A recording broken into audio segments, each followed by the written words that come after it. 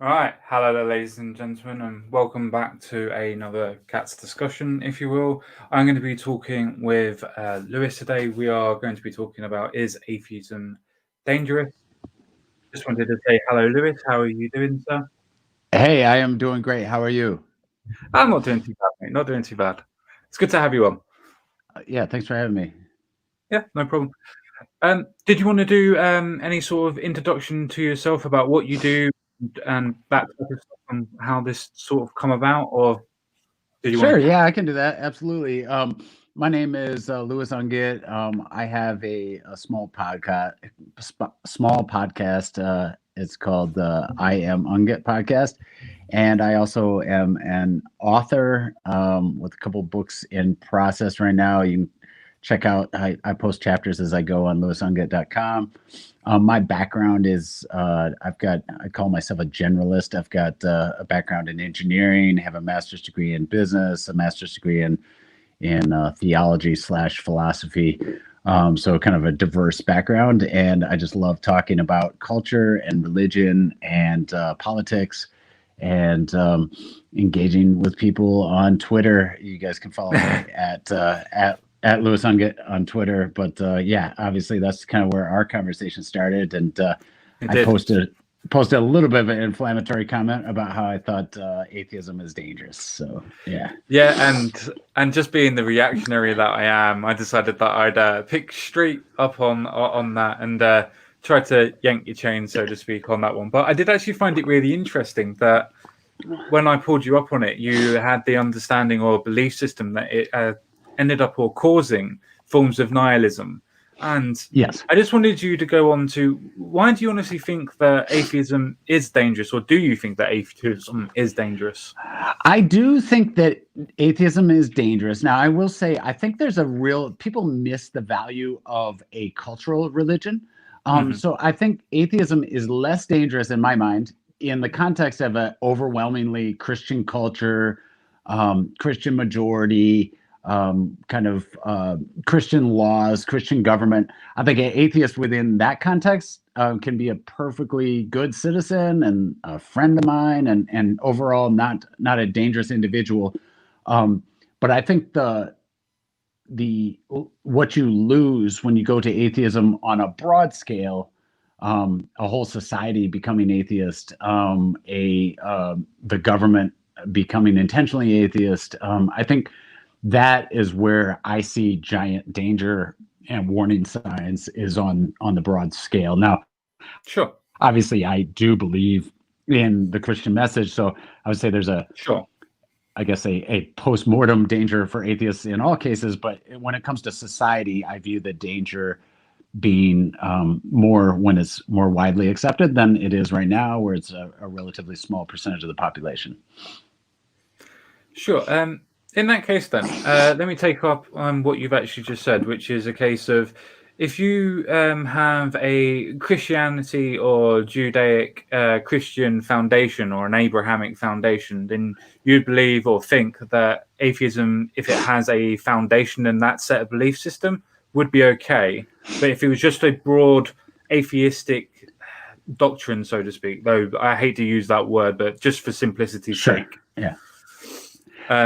that you would believe that would be inherently bad. Would you be able to explain to me why you think that would be that way if there wasn't a foundation there? Yeah, sure. So I think most atheists have very unconsciously adopted a lot of morality and a lot of kind of philosophy of life that are profoundly Christian ideas. If you rewind kind of before the Christian era, before Jesus, to ancient Rome, and you start looking at any society of that era before Christianity made any reforms in the West, you see a hardness that was almost an unquestioned hardness when it came to dealing with slaves, when it came to dealing with the poor, when it came to dealing with prisoners, when it came to dealing just the weak, the powerful over the weak. I think that Christianity introduced into society a softness where Jesus says in Matthew 25, he says, "Whatever you do to the least of these, you do to me."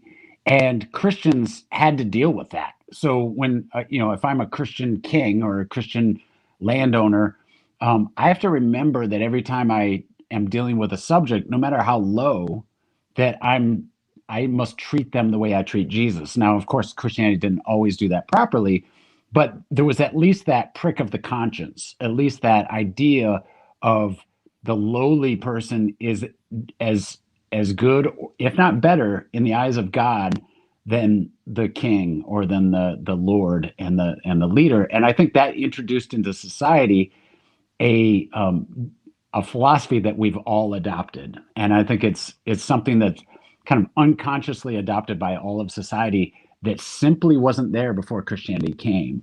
And I think when you do see conscious efforts to remove Christianity, I don't know if you've ever read the author Tom Holland, but he talks about the fact that that Hitler and many of the Nazis, they weren't necessarily atheists, but they wanted to get rid of the Christian influences to society. Goebbels said that Hitler hated Christianity because of its softness and its meekness, and their Hitler's picture everything coming to the when they said Heil Hitler, that was an attempt to kind of rewind to the Roman philosophy on things, and the Romans had that hardness to the weak, and so anyway, what I'm saying is when you see those efforts to remove that Christian ethic, I think you see a horror story. And I think you get that occasionally. The French Revolution, there was an effort to remove Christian morality.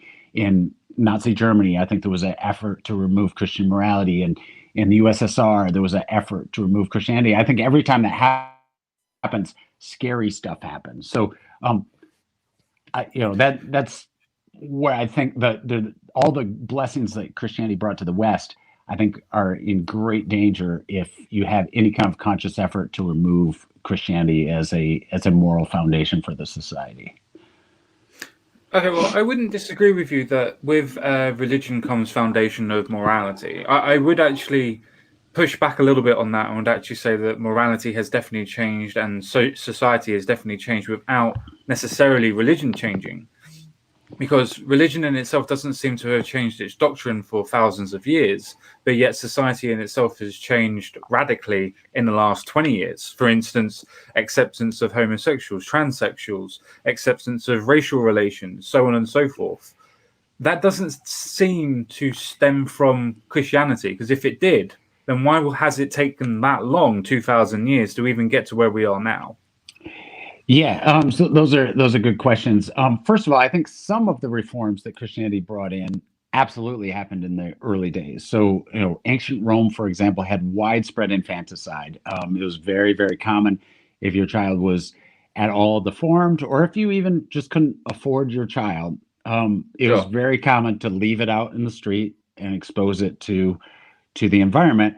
And some of the earliest extra biblical Christian documents we have are condemning that. So if you read like the Didache that was written in 90 AD, first century document, it says in there, we do not permit you to have abortion or commit infanticide. And so immediately there was this change there. Immediately there was a rejection of sexual slavery. Obviously slavery persisted for a while, but sexual slavery in particular, when you go to Roman times and you start reading about Emperor Tiberius, for example, and what he did to his slaves, he would train little boys to lick his genitals as he's swimming.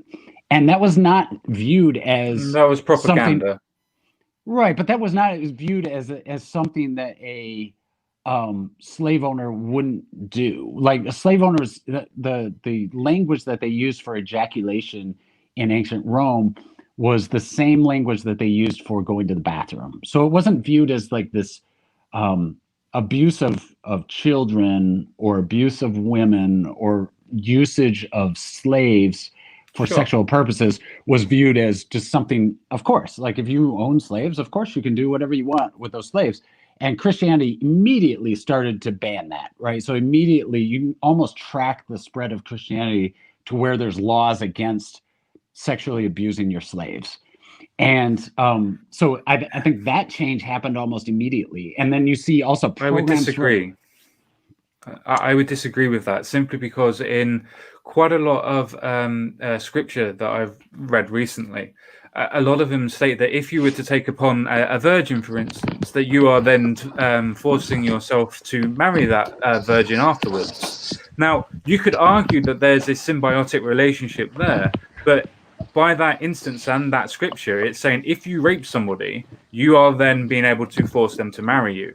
Now, that doesn't mean necessarily slavery by the definition, but you could argue that connotationally it could be viewed that way. Well, let me say a couple things. First of all, I think I would disagree with your interpretation of that scripture passage, but let's put that aside for a second and let's talk Sure. about what we're talking about here is the effect of Christianity on society. And regardless of how you interpret that passage, early Would you like the Christians, passage? what's that? Would Oh, you I like the know that. passage? I know the passage. Yeah, and I'm happy to talk about it. If you could just let me finish this point real quick, and then if you want to talk to that passage, I'm more Sure. than happy to talk to it.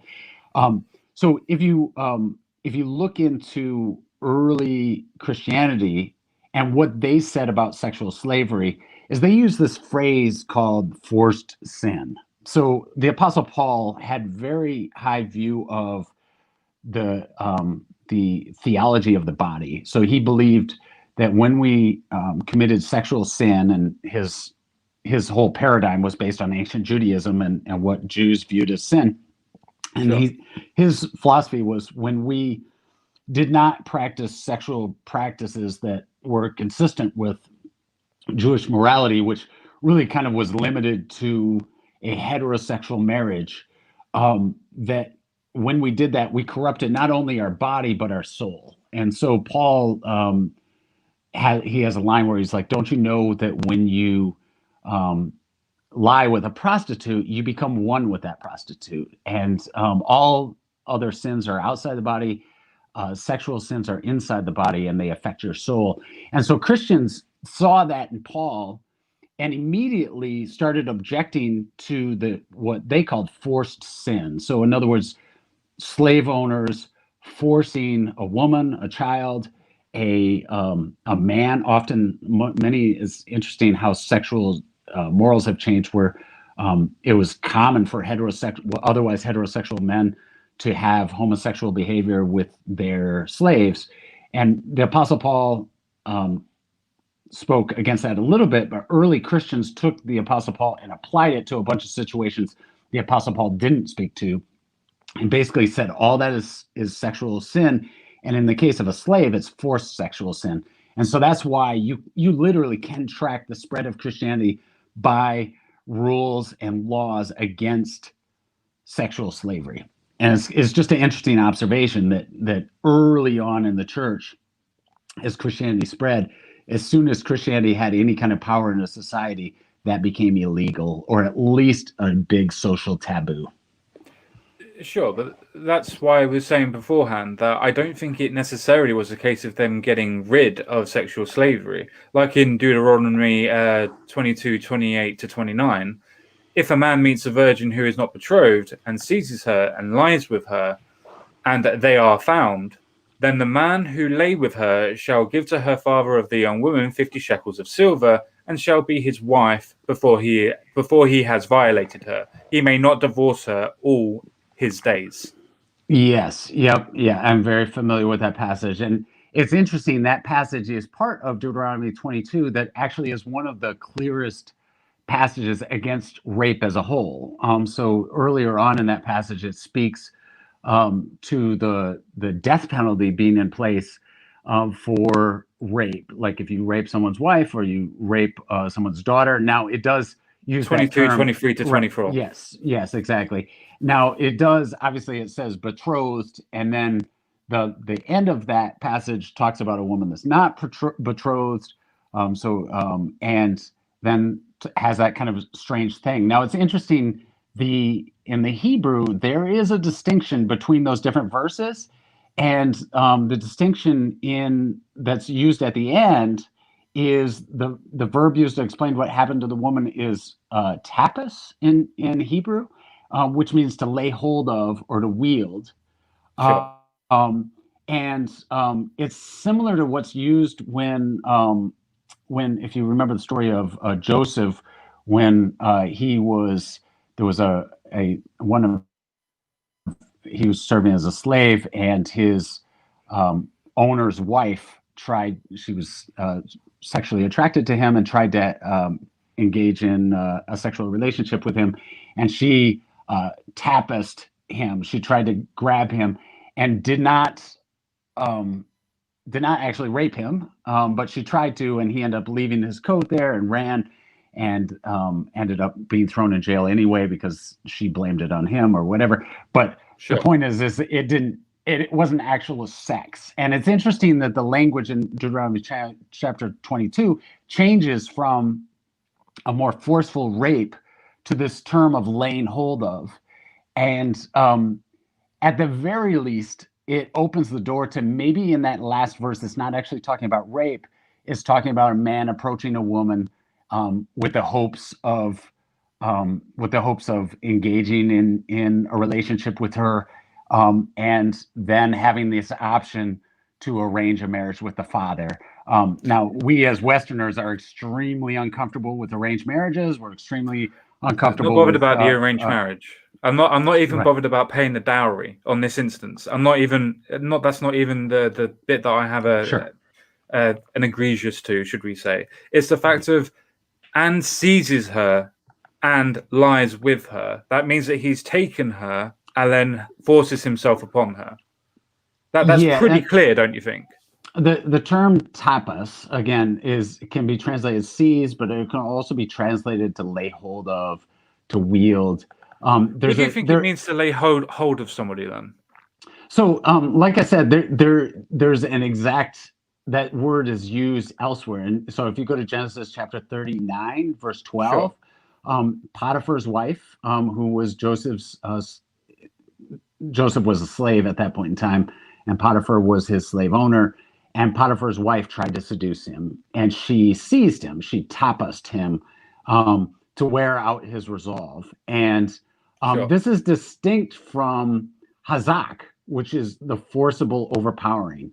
So there definitely is a difference in verses 25 through 27 that use that versus what's used in 28 and 29.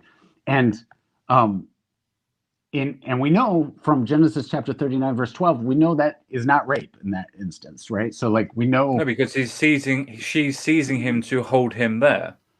right? Yes, But this exactly. isn't that because it says and seizes her and lies with her. In other words, holds her down and then forces himself on her. It's literally conjoined.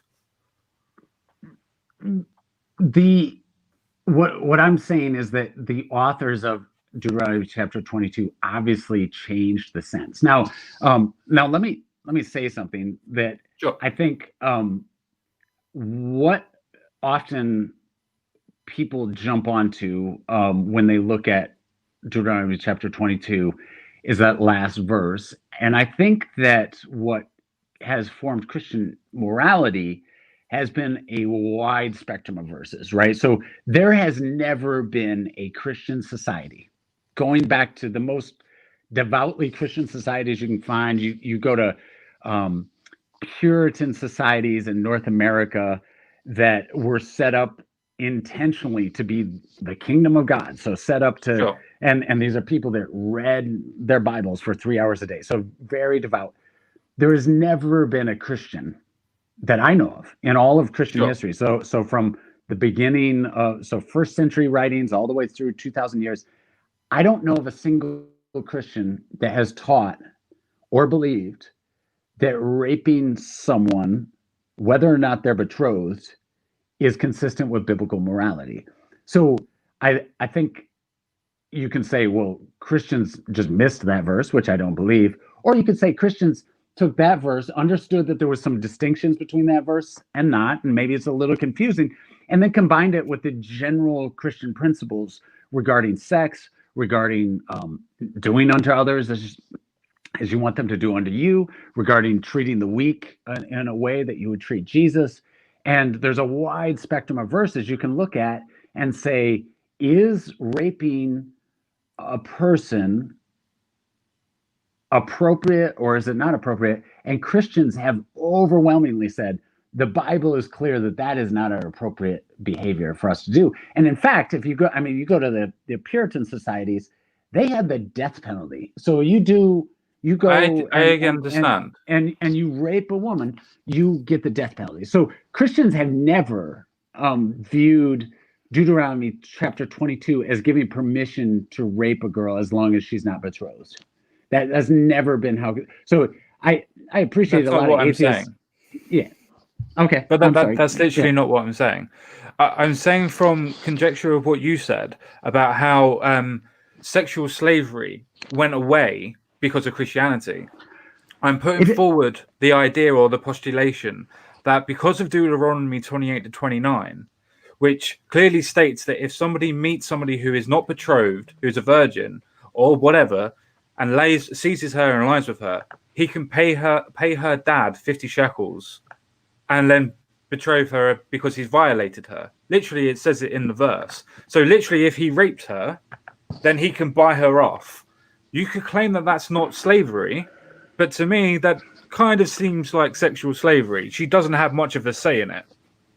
okay. So again, I would disagree that that's what that verse is saying. So I would say that that verse is one of the things that is interesting about Old Testament law is that there's a practical element to it, right? So there's this a lot of people point to slave laws. They point to Sure.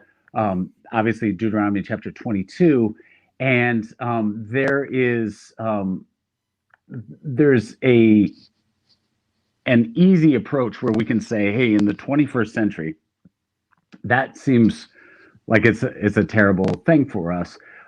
In the Jewish law, in the ancient law, I think there's a practicality to things where um, there also had to be if there had to be they had to be careful where they're not executing people for having sex outside of marriage, right? So, in other words, or they're not executing people because a man is trying to romance a girl and grabs onto her or holds onto her in some way, and their definition of violation back then would have been penetration with your penis, obviously, but it also Sure. would have just been grabbing onto, like, so holding on to her and embracing her, kissing Sure. her. Those would all be violations in that way, and I think to then apply the rape law to that, right? So the previous verses Sure. are all much more forceful rape, right? So Well, I the would like to previous talk about verses, 23 to 24 sure, because okay.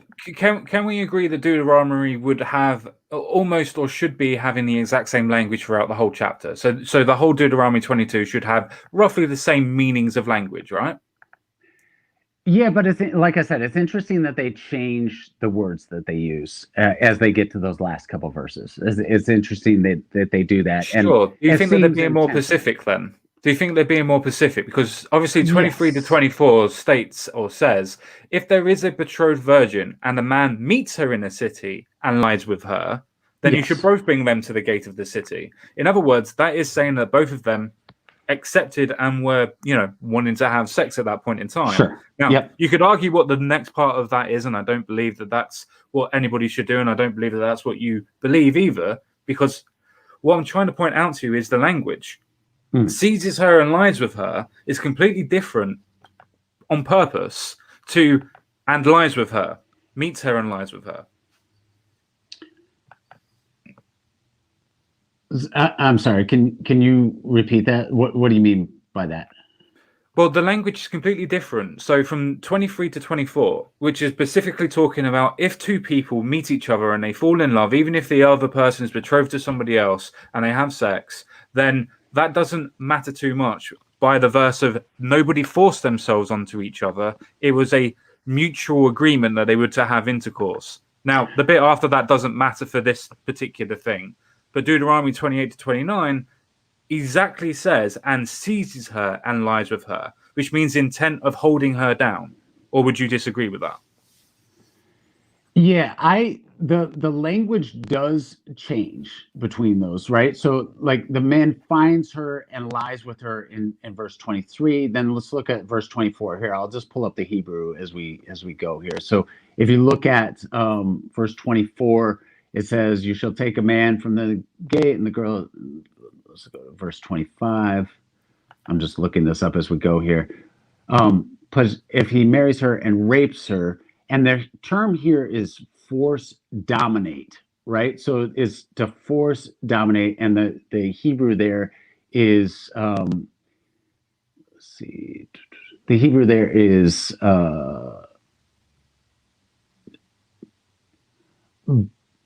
biasmethus, which is Sure. to force or to dominate.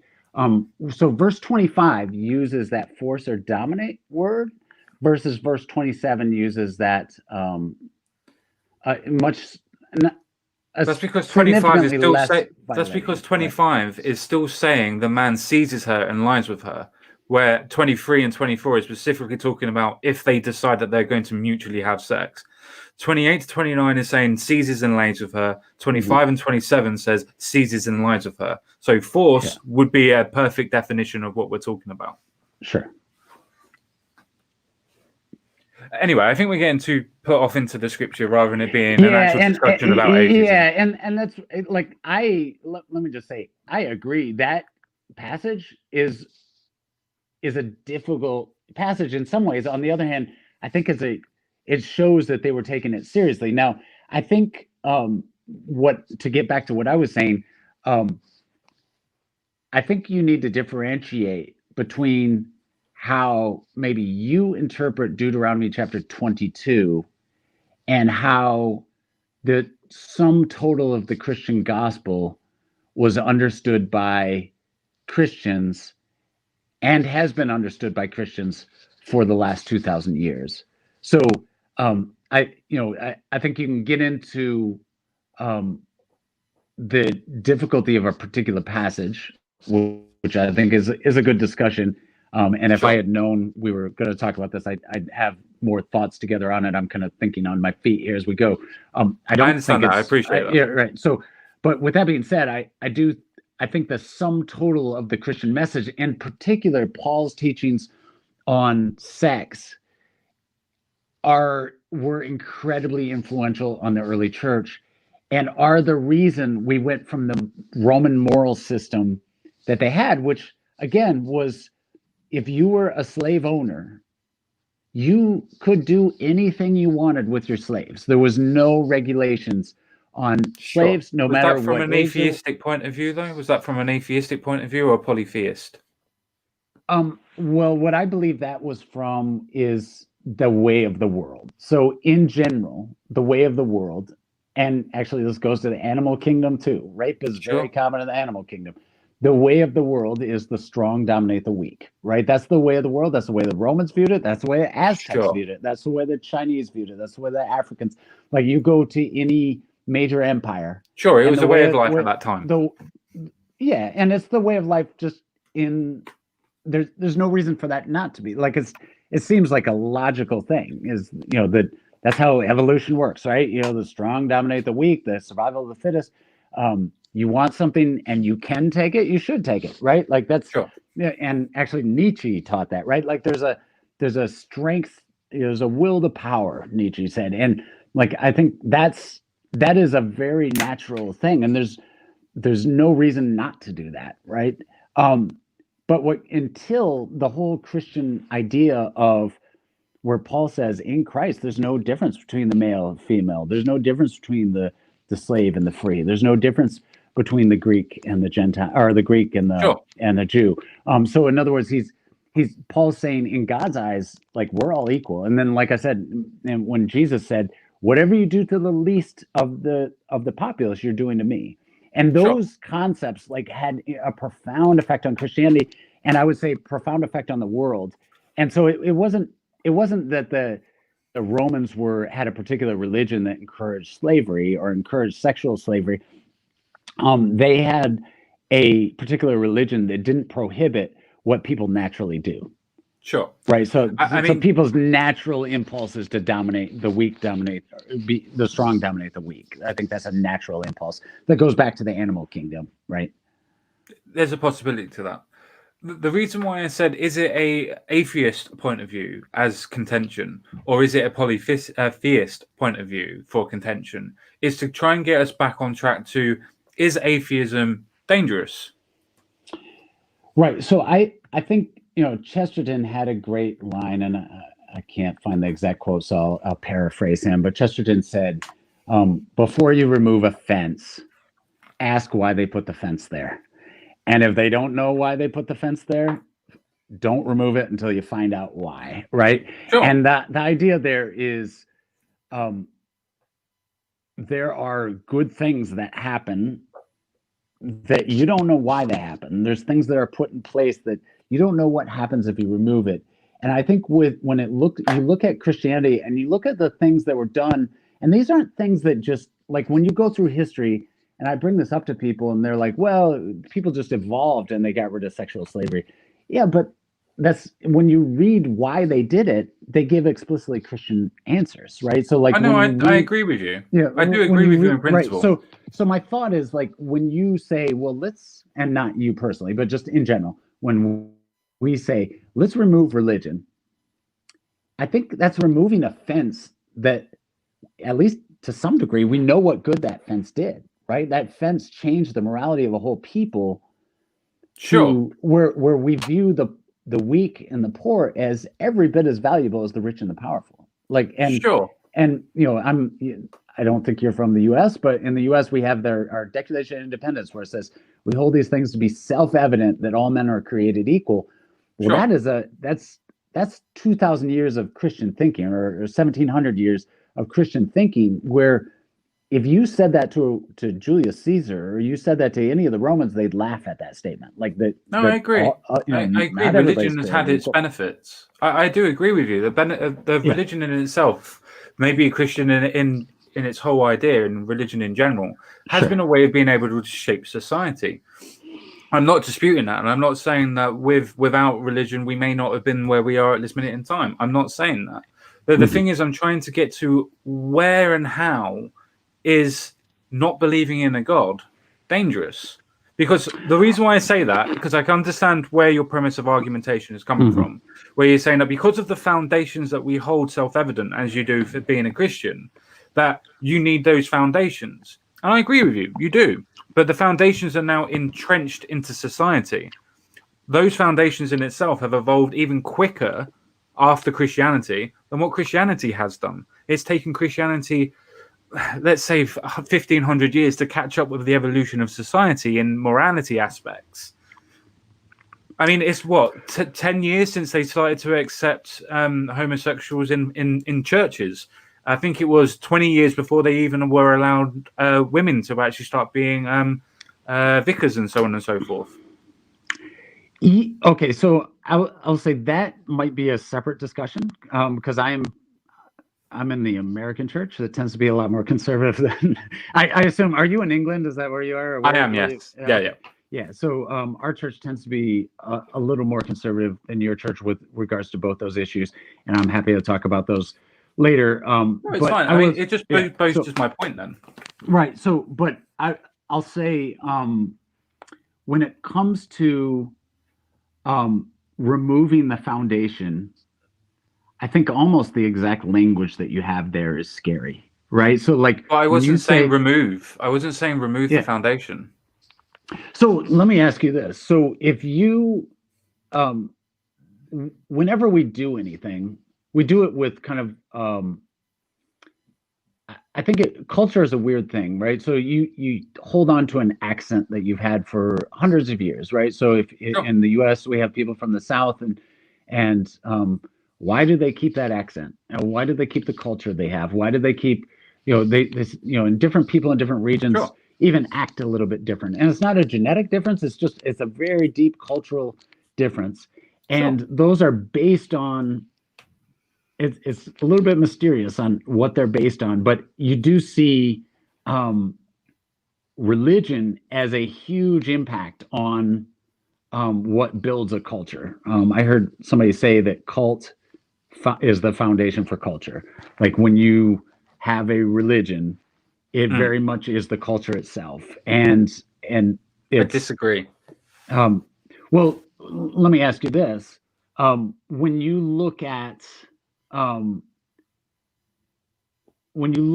efforts to reject Christianity, so when I look at the track record of even very atheist societies, whether it's revolutionary France, whether it's the USSR, whether it's China, you see you do see a rejection of some of those Christian principles. And Hitler was not an atheist, but he did reject Christian principles. And you do see a willingness to explore some things that Christianity is against. And so I would say we're even seeing it, in your more atheistic areas of the world, including in the US and including in Northern Europe. You see a new hardness creeping in when it comes to abortion that used to be kind of self-evidently wrong. The idea of killing a baby that's 2 trimesters in, and you're going to kill that baby. That there's a hardness there that comes from a rejection of at least some of that Christian morals. And again, I disagree. Not to go into the abortion debate, so to speak, but I do think it comes to a point of for the abortion debate is what do you classify as human and what do you not?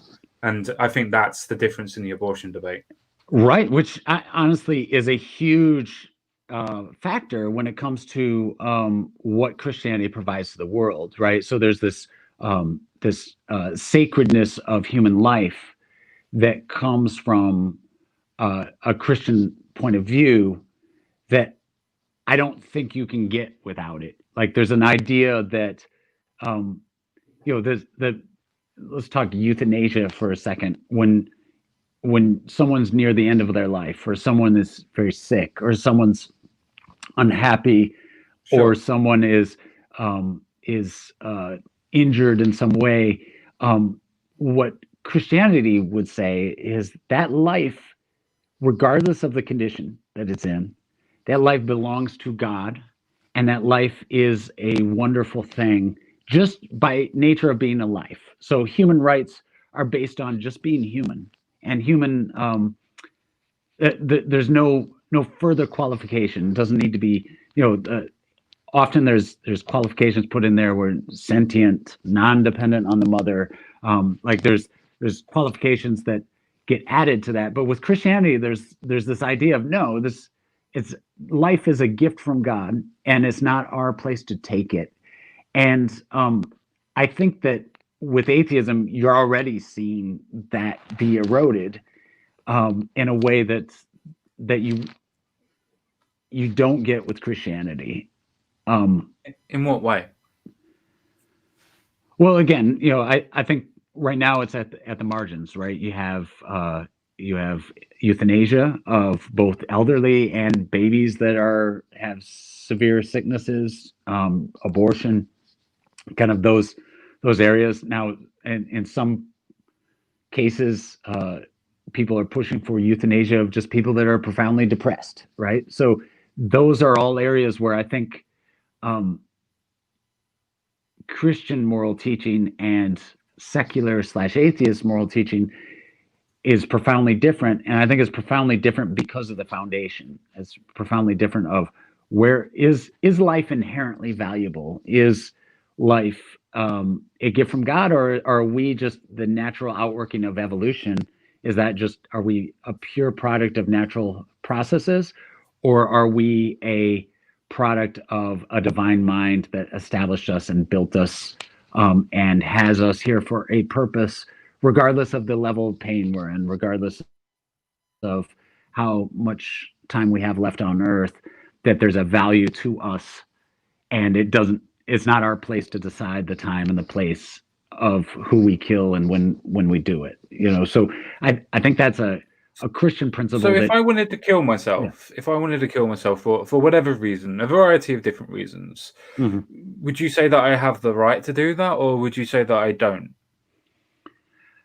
I would say you do not. I mean, I'll say having laws against suicide I always find kind of funny because I'm talking about morality. Yeah. Don't worry about laws. Right. Yeah. So laws are kind of silly, but morality wise, yeah, I would say that you do not have that right. So from a moral perspective, you taking your own life is equivalent to you taking someone else's life. In other words, it's a life that you don't own, that the life that we have is sacred, not because of anything in us, but because it was given by God. So there's a divine nature of humanity. The Bible refers to us as the image of God, and so there's a beauty to humanity that Sure. that we don't have the right to destroy. Sure. So let me try and steelman your position. I'm not trying to strawman it and trying to steelman it. Okay. Which, from what I understand, what you've just said is that I shouldn't, if I want to, shouldn't be able to kill myself because, from what I understand, my life isn't my own; it's God's, not mine. Yes. Yep. Yes. Exactly. Okay. Do you not think that you should have autonomy of what you decide, what you want to do with your life, regardless of what anything else wants you to do with it? I think that well, number one, let me say it. There's a reality to the world, right? So when we talk about the physical laws of the universe, do I think you should die from jumping off a building? I would say no. So there's a reality, regardless of how I feel. If there is a God and if He built us and if He lends us life, it's the truth that our lives belong to Him. So regardless of what I feel, that's the truth. Now, do I personally like that teaching of God? I would say yes, I do like that teaching, because of this. Because I think to take someone that's profoundly depressed, or someone that's got major health problems, or someone that's maybe at the last few years of their life, and to say, yes, it's appropriate for you to kill yourself, I think opens a giant can of ethical dilemmas, and and just opens this door to abuse and discarding of the weak. And it kind of gets back to that whole the strong and the poor, or strong and the weak. With Christianity, we say no, even if you're a baby that has a, a severe brain injury, and will never be able to live a normal life, you have a value. Your life has a value, and even if you're profoundly depressed, God cares about you, and God says your life is valuable, even if you don't think your life is valuable. I think there's a beauty. Personally, I think there's a beauty to that, that I think is important and would be really sad if we lost as a society.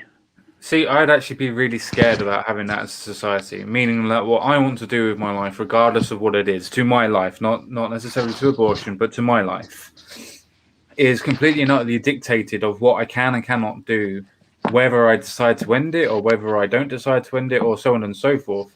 It's completely and utterly dictated because I don't actually own my own soul. I don't own my own body. I don't own my own mind, and it's all God's. Yeah. That would So, scare me. and again, I'm not necessarily talking about laws, because I think suicide laws are pretty hard to enforce. But I am talking about, morally. I think that is it. It might be a little scary, but I think there's also a beauty to it. Like, and you don't see the beauty of your life having profound value, regardless of how you feel about your life. You don't think that's a beautiful thing? That sounds beautiful to me. Like, I think there's a It good does. thing to it. Right. That's not what you're saying, and that's not what my argument is. My argument isn't that, oh, it's not beautiful that my life has profound meaning because God has given me meaning and purpose. My point is that it doesn't matter what my meaning and purpose is because I don't own my own body. We were talking about slavery earlier. Mhm. We are now moving on to I am now technically a slave of God because what I want to do is completely different to what He wants me to do. But in your view, I have to do what God wants me to do. Yes, and that's an interesting language you use, because the Apostle Paul uses that same language. And I don't know if you're a Bob Dylan fan, but Bob Dylan had a song that was called "You Have to Serve Somebody," and the Apostle Paul uses the language, "You have to be a slave to somebody," and Bob Dylan was referencing the Apostle Paul. But in essence, what the Apostle Paul says, and I would certainly agree with him, is that we are always a slave to something. And in the case of when we just, I guess, do what we want, typically that's what we're not doing. Is actually, there's kind of complete freedom of the will is not actually a thing, right? So what we end up doing is serving, um, our own momentary impulses, serving our own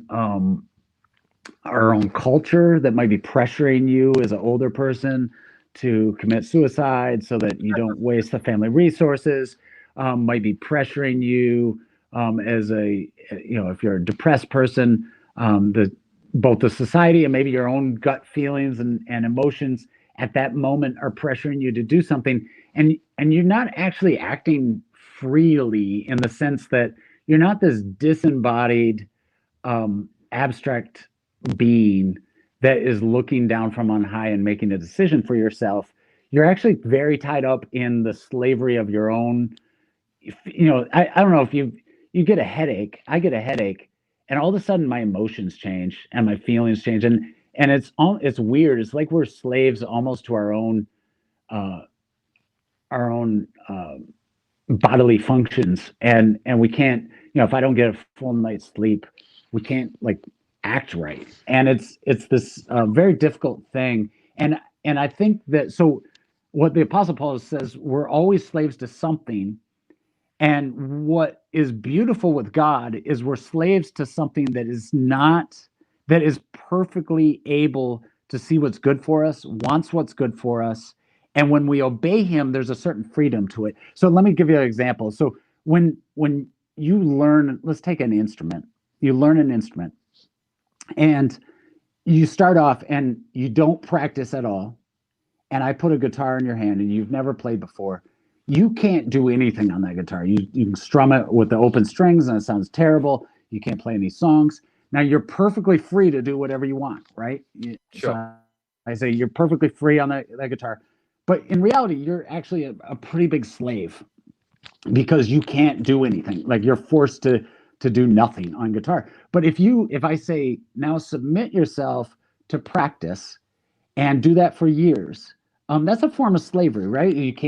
You're practicing, you can't. Well, hold on, let me finish the thought. So you are submitting yourself to a form of discipline or a form of laws. So you're submitting yourself. In one case, you're submitting yourself to what you would call freedom. Another case, you're submitting yourself to some actions that you're taking that take away freedoms, right? So in a sense, you could be out kicking the soccer ball in your yard. You could be playing with your kids. You could be watching TV, but instead you're doing this over and over again, practicing. But at the end, you have this amazing freedom where you're all of a sudden you're able to play anything you want on guitar. All of a sudden you're able to, if you want to put the guitar down and go play with your kids in the yard, or you want to play soccer, or you want to watch TV, whatever you want to do, you're able to at that point in time. And so there's almost a slavery no matter what we want. In other words, the slavery being we're constricted in what we can do no matter what. No. In essence, but for your analogy, no. If I wanted to learn the guitar, then I want to learn the guitar. I'm not being dictated to that I need to learn the guitar in that particular way, that particular shape. I'm going, well, this is how it sounds good. This is how other people think it's good. But if you reject that teaching, so if I say learn the guitar and you reject that, then you're submitted to a different slavery. Your slavery is that of being unable to play the guitar and not being able to do any of the stuff you want on guitar. So one way or the other, your freedom is constricted. You have to, like when we look at life, we're always making trade-offs with what we're free to, right? So we constrict our freedom. Yeah, we call those decisions. Yeah, but we call them decisions. It was a decision to practice to be able to use a guitar and play on it and so on and so forth. Or it's my decision to give up on the guitar and go and play soccer or play with my kids. Right. Yeah. And I would say you have the freedom in Christianity, you have the freedom to reject God's laws. Right. And I would say those introduce, just like on the guitar, those introduce restrictions on what you can do in life. The rejecting of God's law creates you're going to have to expand. You're going to have to expand what you mean by if I was to reject God, that I would be somehow not be able to live the same way as a Christian. So when we embrace God. So when we embrace His laws, when we embrace His will, when we enter into a relationship with Him, there is an incredible freedom and joy that comes from that, in knowing that your life has value, knowing that for all eternity you will have purpose and meaning in your life, knowing that the things that you do that you think are good are not just good in your own individual um, life, but good in a transformational way, good to at a transcendental, beyond your own life. That there's a value to what you're doing that's permanent. So that all comes from entering into a relationship with God that you can't get without that. So there's a you're choosing between kind of this shallow freedom of being able to do whatever you want in a given moment to this absolute freedom of being in this relationship with the divine being that ultimately gives you all the inheritance of what it means to be divine, right? So in the Eastern Orthodox tradition, they talk about divinization of Sure. humanity, is that we Before we go become any further, sure. before we go any further, it still doesn't understand how I don't have to believe in God, but I can yet still have all of these situational instances. For instance, that I could choose to walk the path of a Christian, but just not believe in a God. But you're saying that my belief is what gives me the divine right or the divine aspect of being free. But yet, if I just choose not to believe in God, then I'm not free. And again, this is a long ways away from our atheism's dangerous comment, but I do, because we're leaving the kind of the public religion versus the personal, and entering into the personal religion.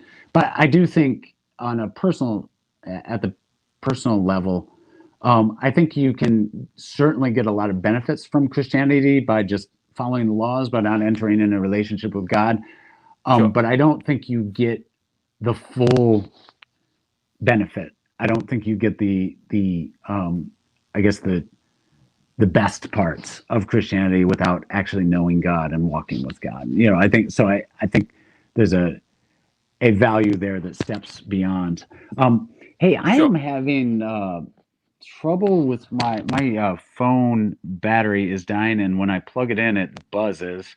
I'm gonna try and walk to the other room here and see if I can find another charger. If not, I may need to call in with another device. I apologize, but we can keep Yeah, talking that's while fine. I walk here. I apologize for the noise. Yeah, no, that's fine. I mean, I suppose the thing that I would really get to on this is, even if you take out the idea of is atheism dangerous on this instance, from what we're talking about at this moment in time, with the idea of forms of freedom, for instance, now you could argue that the freedom leads to different decisions and choices and maybe nihilistic points of view. Maybe you could think that and argue that. But from the strictest point of the argument, you're saying that for me to be any sort of free, that I have to believe and stay with God and walk God's path.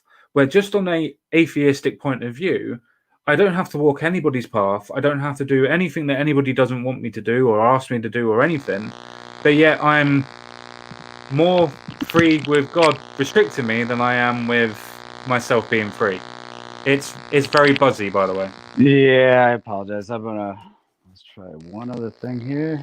Yeah, I might need to call in with a different device because this one is battery's down to 2%, and when I plug it in, it is buzzing. So I grabbed a different charger there. Sure, no problem. So let me try and call in over the computer here, and then I'll be right back on. All right. Yeah, no problem. All right. Thanks. Hello, ladies and gentlemen. How are you all doing? I see Ain't Jack and Costa are having a very interesting conversation about is a government God and is all bending the knee and everything else of that. And you've got more versions on that one. So very interesting conversations in that. What do you guys think about this? I know that it's supposed to be about atheism. Is it dangerous or not? But at the minute, it seems that we're going on different conversations and different talking points. But it seems, even by this standard, that even when we talk about forms of slavery, even when we talk about forms of freedoms, even when we talk about ideals of morality, it seems that you are more free in a version of atheism than you would be in a version of any form of Christianity or any form of religion, because it naturally restricts you on what you're doing. Now, you could argue that restriction is a good thing. I'm with you. That's the reason why we have culture. That's the reason why we have society. That's the reason why we have form of governance. Not necessarily a government, but governance. I find that very interesting, how we have the foundation of Christianity, and I'd say that was a good point of bringing us forward in our morality. But even when we go forward with that point of morality, society in itself, especially in a westernized world, has propelled the form of morality and equality much quicker, much faster, and more overall than what Christianity has ever done or has ever did. And I'm just wondering, if atheism is so dangerous, then why is it that we're getting more and more equal and more equal in society? Now, you could argue that it's because of different political points of view, but just sticking to a moralistic argument on this, it's very interesting, isn't it? That with this form of, is atheism good? Is atheism dangerous? I haven't heard anything apart from, well, Christianity was good and it's a foundation. Okay, I agree. So why is atheism so dangerous? Well, because, and we normally go off into the weeds. And I hold my hands up and say that maybe that's a little bit part on my side as well, as in trying to not let points go rather than trying to stick to topic. But besides that, I haven't heard any actual proper criticisms of atheism. Apart from, oh, Hitler did this and Stalin did that, and some other individuals may have done this in the name of atheism. But that doesn't negate the fact that atheism is just the disbelief in God, or the unbelief in God, if you want to put it in that term. It comes down to, well, those are political ideologies, and those don't necessarily stem from the hatred or belief in God. So I don't see how atheism is dangerous. Not yet. Anyway, I mean, maybe we'll get into more of it when Lewis comes back and we can have a better communication. And I will try to stick to a point a hell of a lot more and actually try and drum out what the point is, rather than being cul-de-sacs into different turning points and talking points. But yes, at the minute, it does seem that for an hour and 7 minutes ish, we've touched on it a couple of times, and the closest thing we've got to atheism is dangerous at the minute is, well, Hitler did these things. Okay, well, we can talk about the genocide that happens in the Bible, and maybe I'll bring that up. But the only reason why I would bring something like that up is not because I want to denigrate the Bible. It's not because I want to even denigrate religion. I'll be honest, I don't really care about religion. I don't really care about why and what you believe in. Well, I lie. I do care about the why you believe in it, but that's for a different time and a different day, so to speak. But yeah, I don't actually have a problem with believing in something. I don't have a problem with that. I have a problem where if you believe in something and it completely and utterly shapes your worldview, where it completely nullifies you to the idea of everybody's created equal, as Lewis said, but yet we can't have trans people in the world, we can't have homosexuals people in the world, or they can't come to church, or they can't be a part of this, and these types of things. I don't understand how that's a morally good thing, but atheism, which in itself is just the lack of belief in God, is a case of, well, eh. Blaster Master, hello CSG. I don't see how not following God is limiting for my freedoms or purpose. Can you ask your guest if they think that other religions or beliefs in a God provide purpose and meaning? I will put that down to him, Blaster Master. I will do. He has just come back into the stream, so let's hope that everything is going well on Lewis's side. I'm just about to add him to the stream now. That's more for him in general. So let's see if we can carry on this conversation. Hey, I am back. Hey, sorry about that. How is that? Can you hear That's me okay? a lot better. Oh, okay. Yeah, I apologize. I saw that battery number going down and down and down, and I knew it was going to be a problem. I kept trying to plug in the power, and it kept buzzing. So apologize for that, but glad it's working now. So. Sure, no problem. We are going to go back onto topic, as you quite rightly pointed out. We've been going down into dead ends all afternoon. But Blastermaster has put a question to you, sir. He says, "Hello, CSG. I don't see how not following the God is limiting for my freedom or purpose. Can you ask your guest if they think that other religions or beliefs in a God provide purpose and or meaning?" I think that religion does have this great value of providing purpose and meaning. I think there's a reason why almost every society in the history of humanity has had some kind of religion, right? And I think there's a existential problem with this idea that we're just a collection of molecules, the result of natural processes with no purpose that extends beyond this life. So I do think there's a problem with that. And I do think other religions have a certain value there. Now, I'm obviously biased towards Christianity, where I think the most freedom and the most meaning and the most beautiful religion, and I would argue the true religion is Christianity. But I do think there is meaning and purpose that you can get from other religions. I would say it's not on the same level as Christianity. I know that sounds arrogant, but obviously everybody's got to believe something, and that's my belief, is that Christianity is the truest expression of what God wants for us in this life, and true freedom comes from Christianity. So, do you not think that other religions provide any purpose or meaning to those people that do believe in their form of God or gods? Yeah, I will say, I think that, as with anything, and this is true with science, it's true with everything else, I think that there is a right and there is a wrong, right? And when it comes to the purpose that I believe humans were here for, was to serve God, to love God, and to become one with God, right? To this friendship, loving relationship with God. I believe that is why we're on earth. Sure. And I think that with other religions, obviously there's different gods involved, which God doesn't like. There's different rules involved. There's different morality involved. So I would say, I think other religions can give you a sense of purpose that I find very respectable and meaningful, and I appreciate. I don't think they give you the ultimate true purpose that we have as humans, which is to commune with the God. And I would argue the God is that Trinitarian God of Christianity. So I think there is a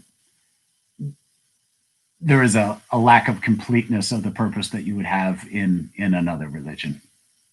So, to still mind that position quickly is a case of you respect them thinking that they have purpose, but to you, they don't have divine purpose. They don't have actual purpose. Yeah, I wouldn't necessarily put it that way, but I think, if you think of it as when we do anything in life, let's say we're building a hospital for little kids, right? Doing something good. I think that can give you a lot of meaning and purpose. I think somebody else building another building that they think is going to be a hospital, but it turns out not to be a hospital, but just a waste of time or whatever, it gets demolished later.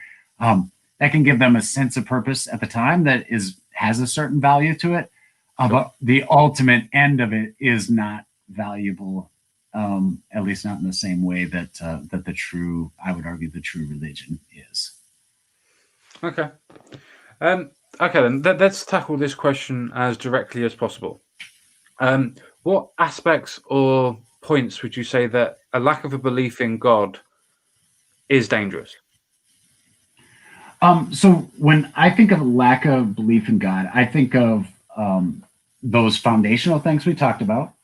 I think of the individual purpose that we have. The fact that humans all have this need for some kind of belief in the transcendent, and I think there's an existential problem that can come to individual atheists.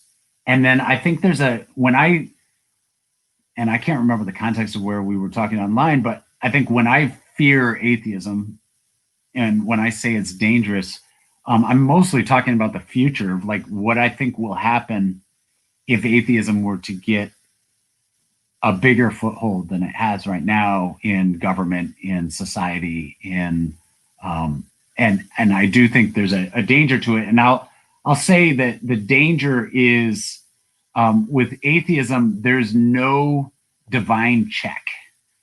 So with if I'm Stalin, for example, I and one day Stalin, this is a story I read about Stalin. He was brought a list of 50,000 people that had committed crimes against the state, according to their very they're very Kafka-esque crimes, right?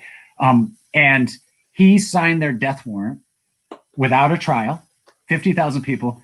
And then later that afternoon, he went and saw a movie in his private movie studio. Sure. That is something. Was atheism or communism? Do you think that was a political or do you think that was the lack of God? Yeah, let me say, as a Christian, I would know that by doing that, I was also signing my own passage into hell, right? So, like for me, there would be a divine check on that action that would be so strong that I could not do it without getting the full wrath of God, right? So, like without truly experiencing a horrific relationship break with God, getting excommunicated from the church. There's all kinds of examples of kings throughout history that had to like repent for doing bad stuff because the church would not give them communion anymore. So like I think there's a check that comes from Christianity that you just don't get with atheism. So regardless of why Stalin did what he did, maybe it was communism, maybe he was,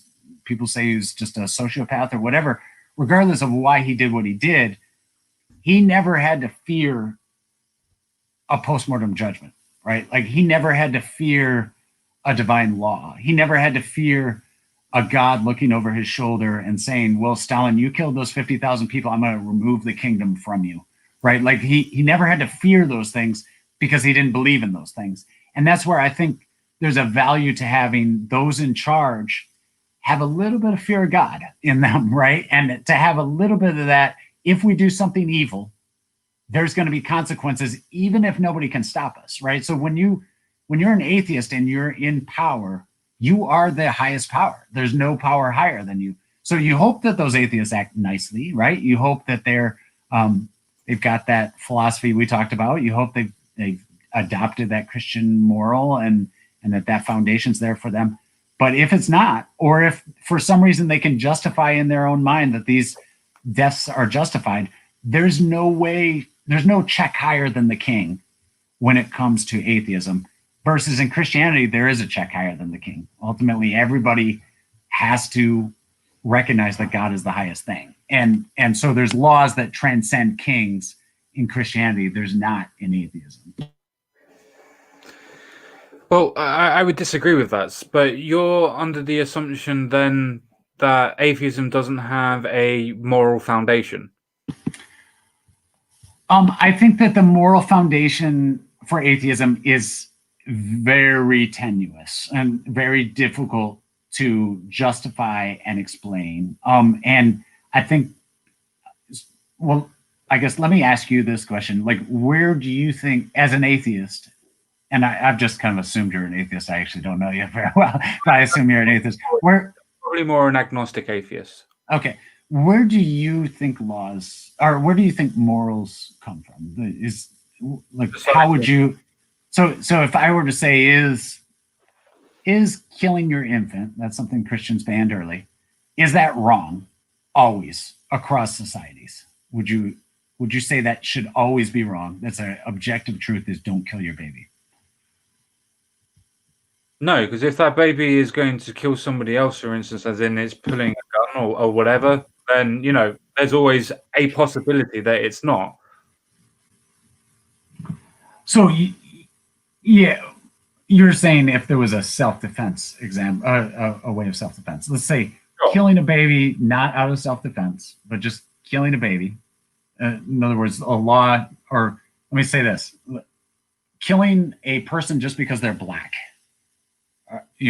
Say I'm going to go to an African American neighborhood and I'm going to murder someone just because they're black. Should that always be wrong, or is that subjective to the? No, to me, okay, it's just a science. So but it wasn't always, though. See, that's a big difference. Is like I believe that always has been wrong. I believe that something can be wrong. The Bible, if it was all, I'm not trying to go back into the Bible and things like right. that. But if it was always wrong, then why was it endorsed, and why was it perpetrated by Christians and non-Christians? So I believe something can be wrong and have 99 or 100% of the population not think it's wrong, totally accept it, right? So like I think right and wrong are an objective truth that is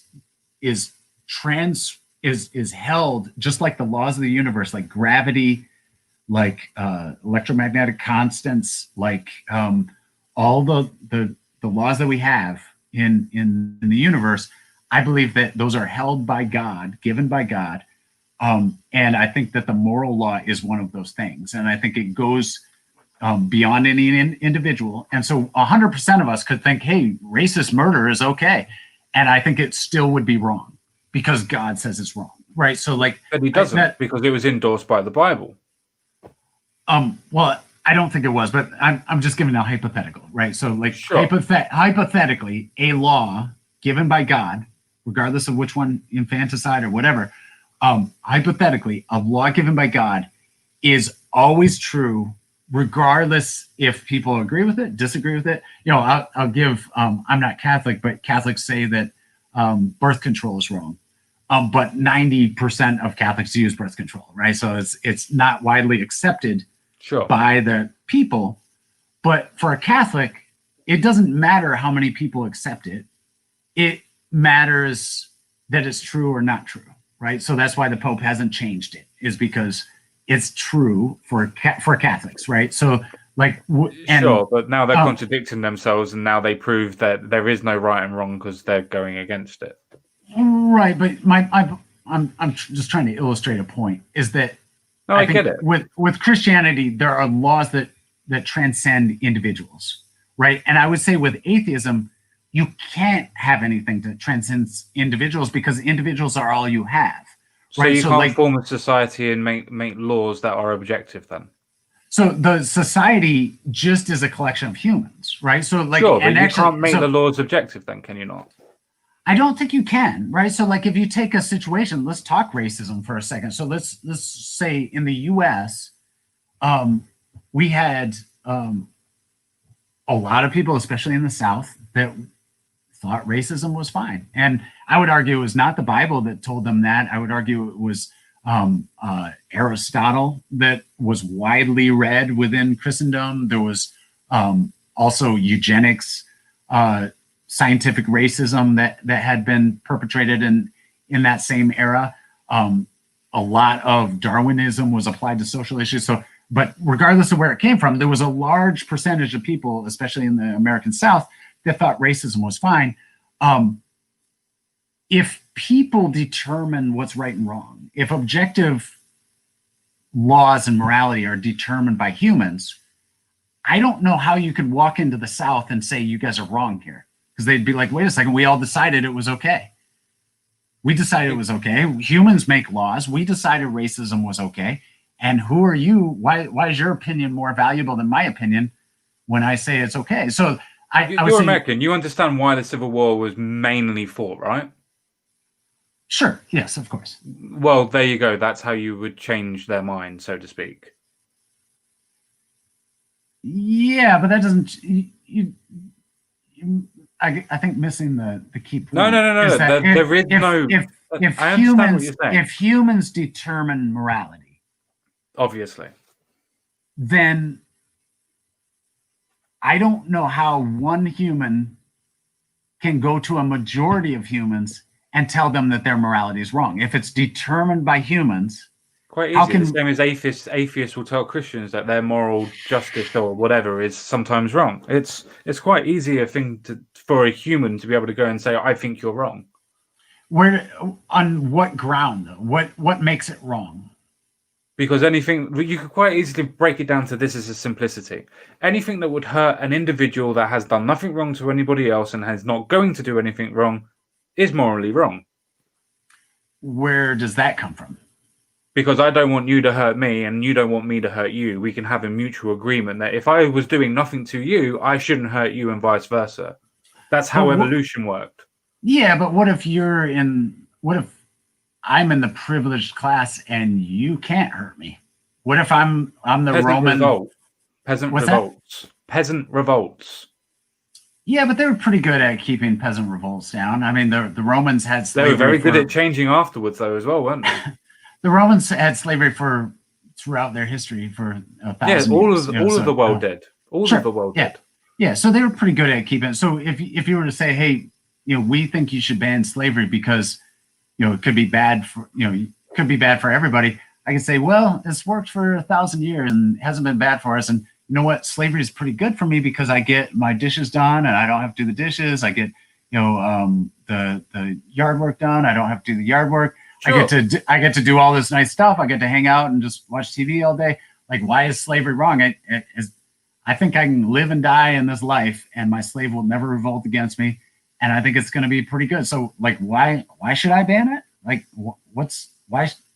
Because again, going back to a moral principle of I don't want to hurt you, you don't want to hurt me. Once people realize that these people can hurt them, as did happen throughout the Roman history, and why things were changed and why people were given citizenship and so on and so forth when they weren't beforehand, it was a case of these people did things to make them change. Right. But at that point in time, you're getting back to the strong versus strong, right? So you're saying the only way to convince it was also thought ideologically as well. It wasn't just thought on the point of, we're going to beat you up. It was a case of, I'm going to argue my point. After all, how do you reckon there's a New Testament? Hang on. How do you reckon there's a New Testament and an Old Testament? Why was the Old Testament almost thrown out? Because you needed a new covenant. Well, Christians have never thrown out the Old Testament, so they don't follow it. Do you not eat seashells? Do you not wear mixed fabrics? So the moral, the Old Testament, yeah. So the Old Testament, the moral law is very much, we still follow the Ten Commandments. We do that. There's a ceremonial law that had to do with the temple, right? Sure. So and Jesus said that his body was the temple. We've replaced the temple. So obviously the ceremonial laws, cleanliness, food, the mixed fabrics, all that stuff had to do with the entering the temple, being ceremonially clean. There was civil laws that had to do with the nation of Israel, of like how to take when someone does violate the moral law. But the moral law, why things changed. I understand why things changed, but my point isn't, they changed, so you're wrong. My point is that you had an Old Testament and a New Testament. So that means that people changed their minds. That means God changed his mind, if you want to put it in that aspect. And he needed to make a new covenant because for whatever reason, things changed. No, I disagree with that. So I would say that God's morals have always been the same. So the Ten Commandments were true. I didn't say his morals. I said his laws. Or at least I meant. Right. So I would say I'm a parent. And when I tell my kid, hey, I don't want you ever to hit a kid, to hit a girl at school. Don't ever hit a girl at school. That is a moral truth. And then I might also say, I want you to clean your room, right? That is a truth, but it's a truth for a specific time and a specific place. And as for a specific kid, I might not tell all my kids that. So the moral law would be the laws that apply to everyone, everywhere, all the time.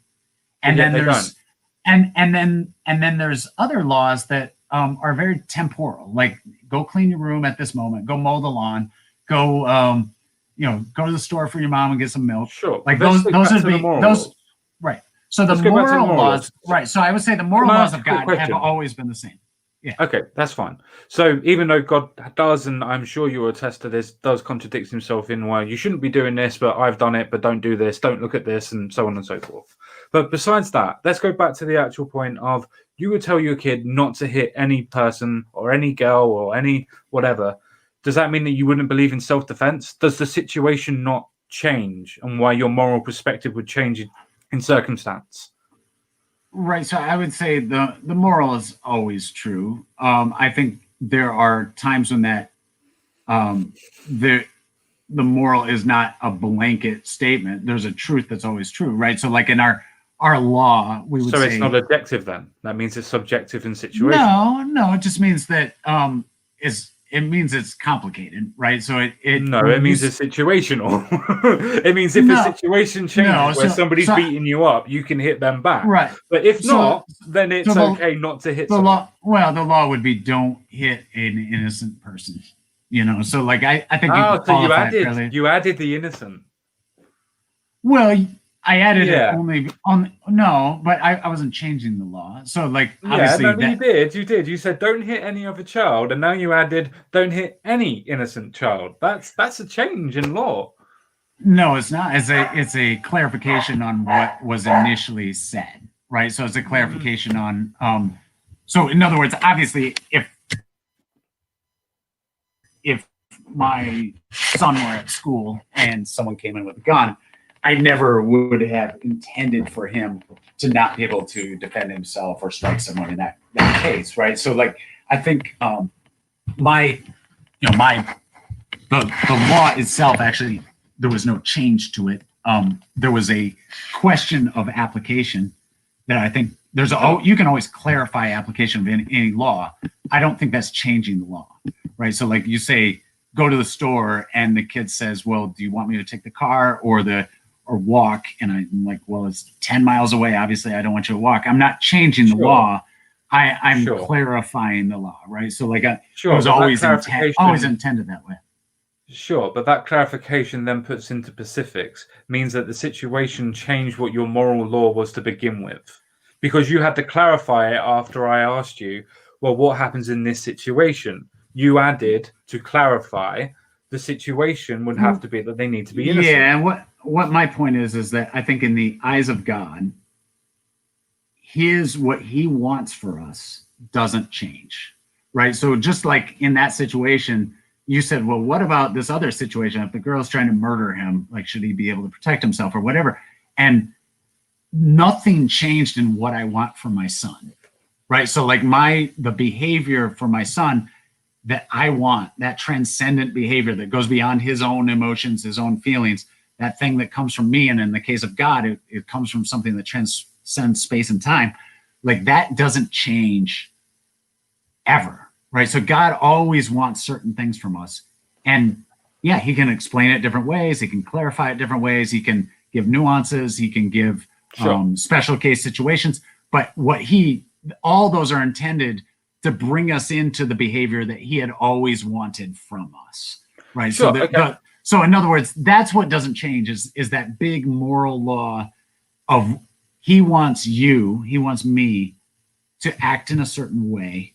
Sure. And does that not happen in the system? Does that not have to happen in our social systems that we have at the minute with laws that have been given by governments? You should act a certain way, otherwise you're going to be punished. Right. My concern with atheism is there is no certain way. There's no there's a majorative way, which is the same as what happens with Christianity. No, I think there's a giant difference, right? So like I think the majority at any given moment, I don't know if you're familiar with it. Can I use First Samuel as an example? Can I use First Samuel as an example where he was to say, cut open the babies and whatnot after doing this and that? If it's always a statement that God would say that he would never kill an innocent, how could he claim that the babies of those people, regardless if they are, evil or whatnot, how could he claim that the children were going to be non-innocents? Hey, can you, what passage are you talking about? First Samuel what? I can't remember the actual verse and passage, but it's First Samuel. I can't remember the verse and passage. Yeah, so there's a number of passages in the Bible where it talks about smashing babies or crushing babies. I don't think any of those are God telling us to crush babies, right? So I think all of those are Is either the Bible not the word of God? Yeah, but the Bible describes lots of things, right? So the Bible describes sin often, right? Like there's many passages where the Bible is talking about, for example, King Saul summoned a ghost, right? Sure. And that was viewed as bad, right? So like I think the Bible describes smashing babies. I don't think it ever condones that or says that's good. It literally says, go kill them. This is a word from God, go kill them. The same as it does about the Canaanites and so on and so forth, about literally murdering people, cutting people open, taking the babies out of the pregnant women and so on and so forth. Right. Okay. So, in the case, let me say that obviously is Old Testament has several passages where the people of Israel are called to do total war on the people that they're fighting. And sometimes that total war included wiping people out. And that's a hard command. And you can see from the Bible that the people of Israel didn't even want to do it. In many cases, God had to say, you guys must do this, right? So that's different to what you just said beforehand, where God didn't tell them to do it, but now you're saying that he did, even though that they didn't want to do it. Yeah, so let me get back to that store example, right? So in the case, first of all, let me say, to get back to God owns every life. God gives us breath for a while and he takes the breath, right? Sure. So God taking a life is not like you or I taking a life. Why? Because he is the one, he's the artist and the author. He's the one that gives life. He's the one that takes it. He's the one that will return it on the last day at the resurrection, right? So like he's the author of the story and we're the participants in the story. Think of, Tolkien and the Hobbit when I get it. When an evil king kills inside the Hobbit, Tolkien in a sense is responsible for that, right? He wrote it in there. That doesn't mean Tolkien as an individual likes murder, is good for murder. It doesn't mean that he is morally responsible for a murder. And he's morally responsible for the characters that portray it, though, isn't he? No, he's not. Writing the characters as they have done. So you would want Tolkien put in prison for writing? That's not what I said, did I? Right. That's not what I said. But but you understand what I'm saying is that there is. No, I do. Do you understand what I'm saying?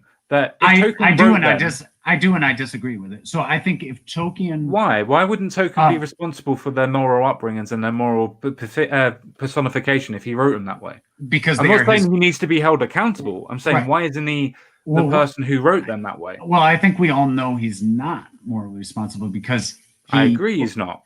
Well, yeah. Let me finish the thought though. Hold on. I think the reason we don't put him in prison, or if he was still alive, we don't, is because he created those characters. He tells their story. He's the author of their story. He has the right to kill them when he wants.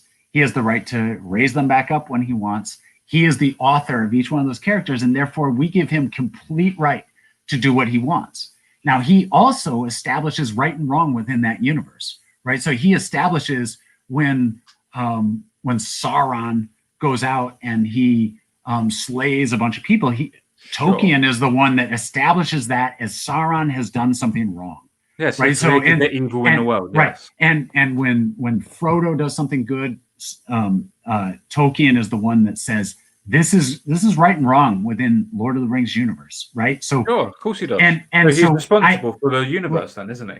Right, and I think that is how God is, where it is he has created right and wrong. He is the author, so he takes every life, gives every life. He's in some providential way, he's responsible for everything. But that doesn't take away the moral qualms of Sauron, or in this world, it doesn't take away the moral damage that Hitler did or Stalin did. I'm not saying it does. Yeah. Right. So my point was, because you seem to be missing it. My point wasn't, oh, well, he's morally responsible and we should uphold him and hold him accountable for two reasons. One of it being it's a book. The second reason is well, they're characters in the book. They're not actually real, where we are. The reason why I brought this forward wasn't to cherry pick or to do anything else like that. It was to say that you said quite rightly in your talk there. I don't know how else to explain it, but just talk. That he is the sole proprietor of the universe. He gave them their well-being. He created the evil. He created the good. He put on the moral responsibilities. He created that whole universe. So why isn't he responsible for the characters that he creates if he wrote those as is?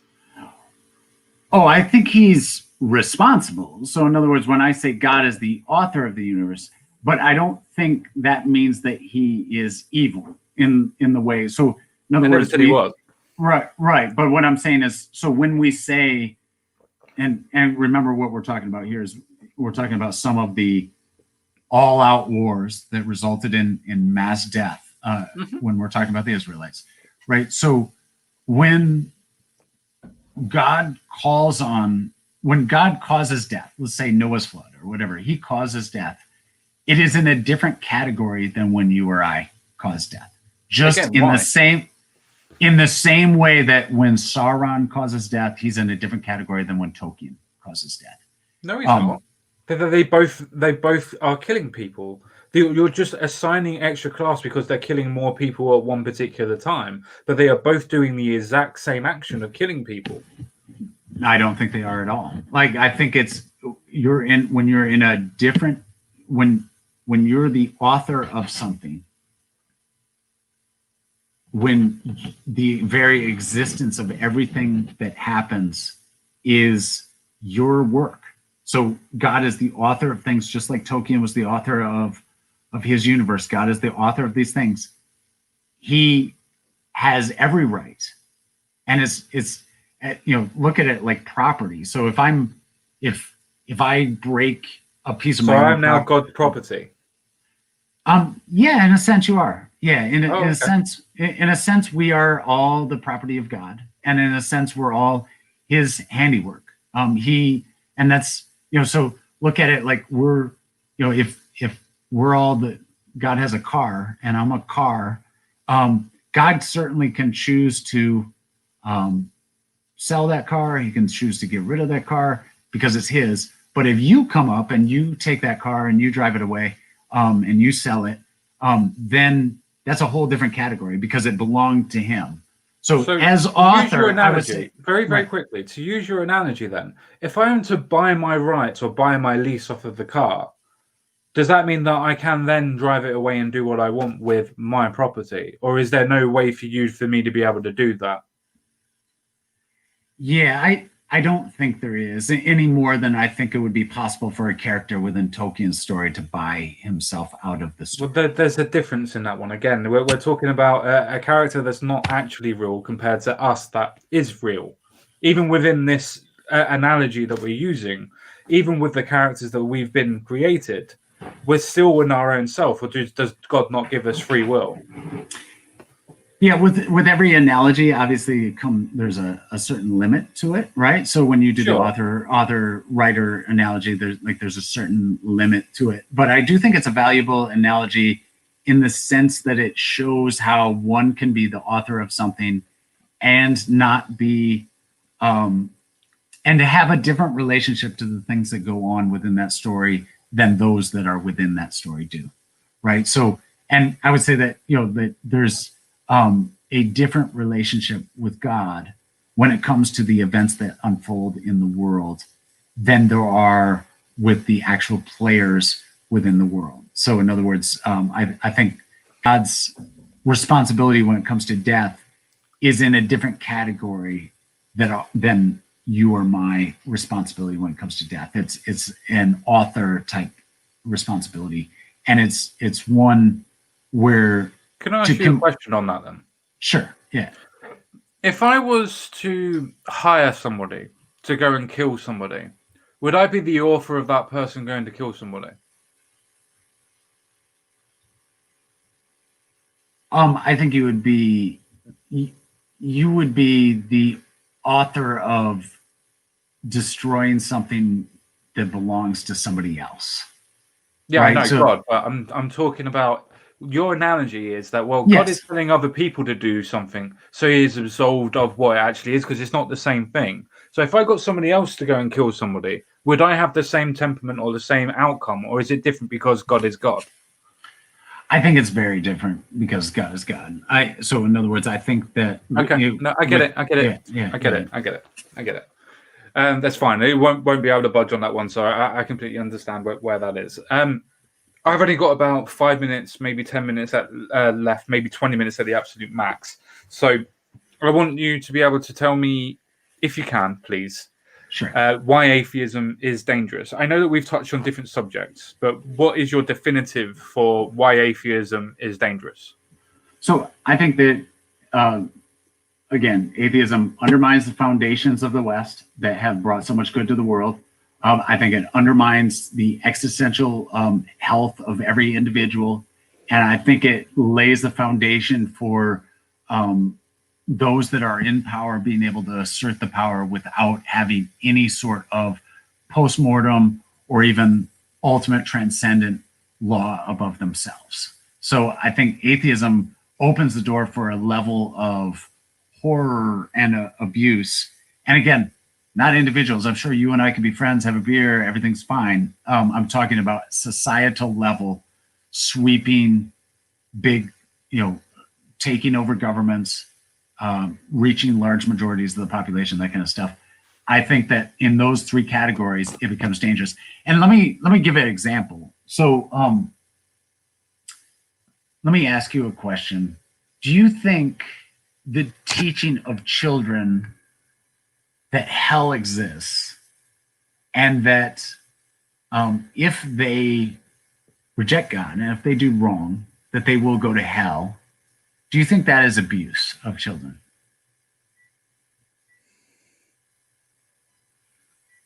I don't think it's an abuse, because if the person that's telling them is in truth believing of it, then they're not trying to abuse their child. They're trying to impart their own beliefs onto the child. So I don't think it's done as a form of abuse. Other people may differ, but yeah, well, I appreciate you saying that, and I sometimes get different answers to that. I will say the majority answer, and an answer that was given by Richard Dawkins, is that yes, it is abuse. And then the follow-up question has to be like, why would you allow abusive parents to continue parenting? And so, like, that's an element when I think of atheism taking control. There's already, the U.S. has secularization going on, just like Europe does, I'm sure. Sure. Where there's these efforts in the school system to kind of look over the shoulder of what we teach our children and to manage that in a way that I find frightening, that you have such a giant worldview difference, where what has been done throughout Christian history and what's incredibly important to every Christian parent is to pass on the faith. And you have atheists, and I would say secular people, but atheists to a large degree, that view it as that passing on the faith is a bad thing. And I've heard a lot of atheists say you shouldn't even be able to teach your kid the faith until they turn 18 or 20. Like it's not right to indoctrinate a child into a religion. And that's just one piece of kind of the atheist, in my opinion, the danger of atheism taking over is that there's a sense of we're in control now. And I think it gets back to that weak versus strong thing. We're in control now. We're able to assert what we view as right over you. And we're going to do it regardless of history, tradition, what you believe personally.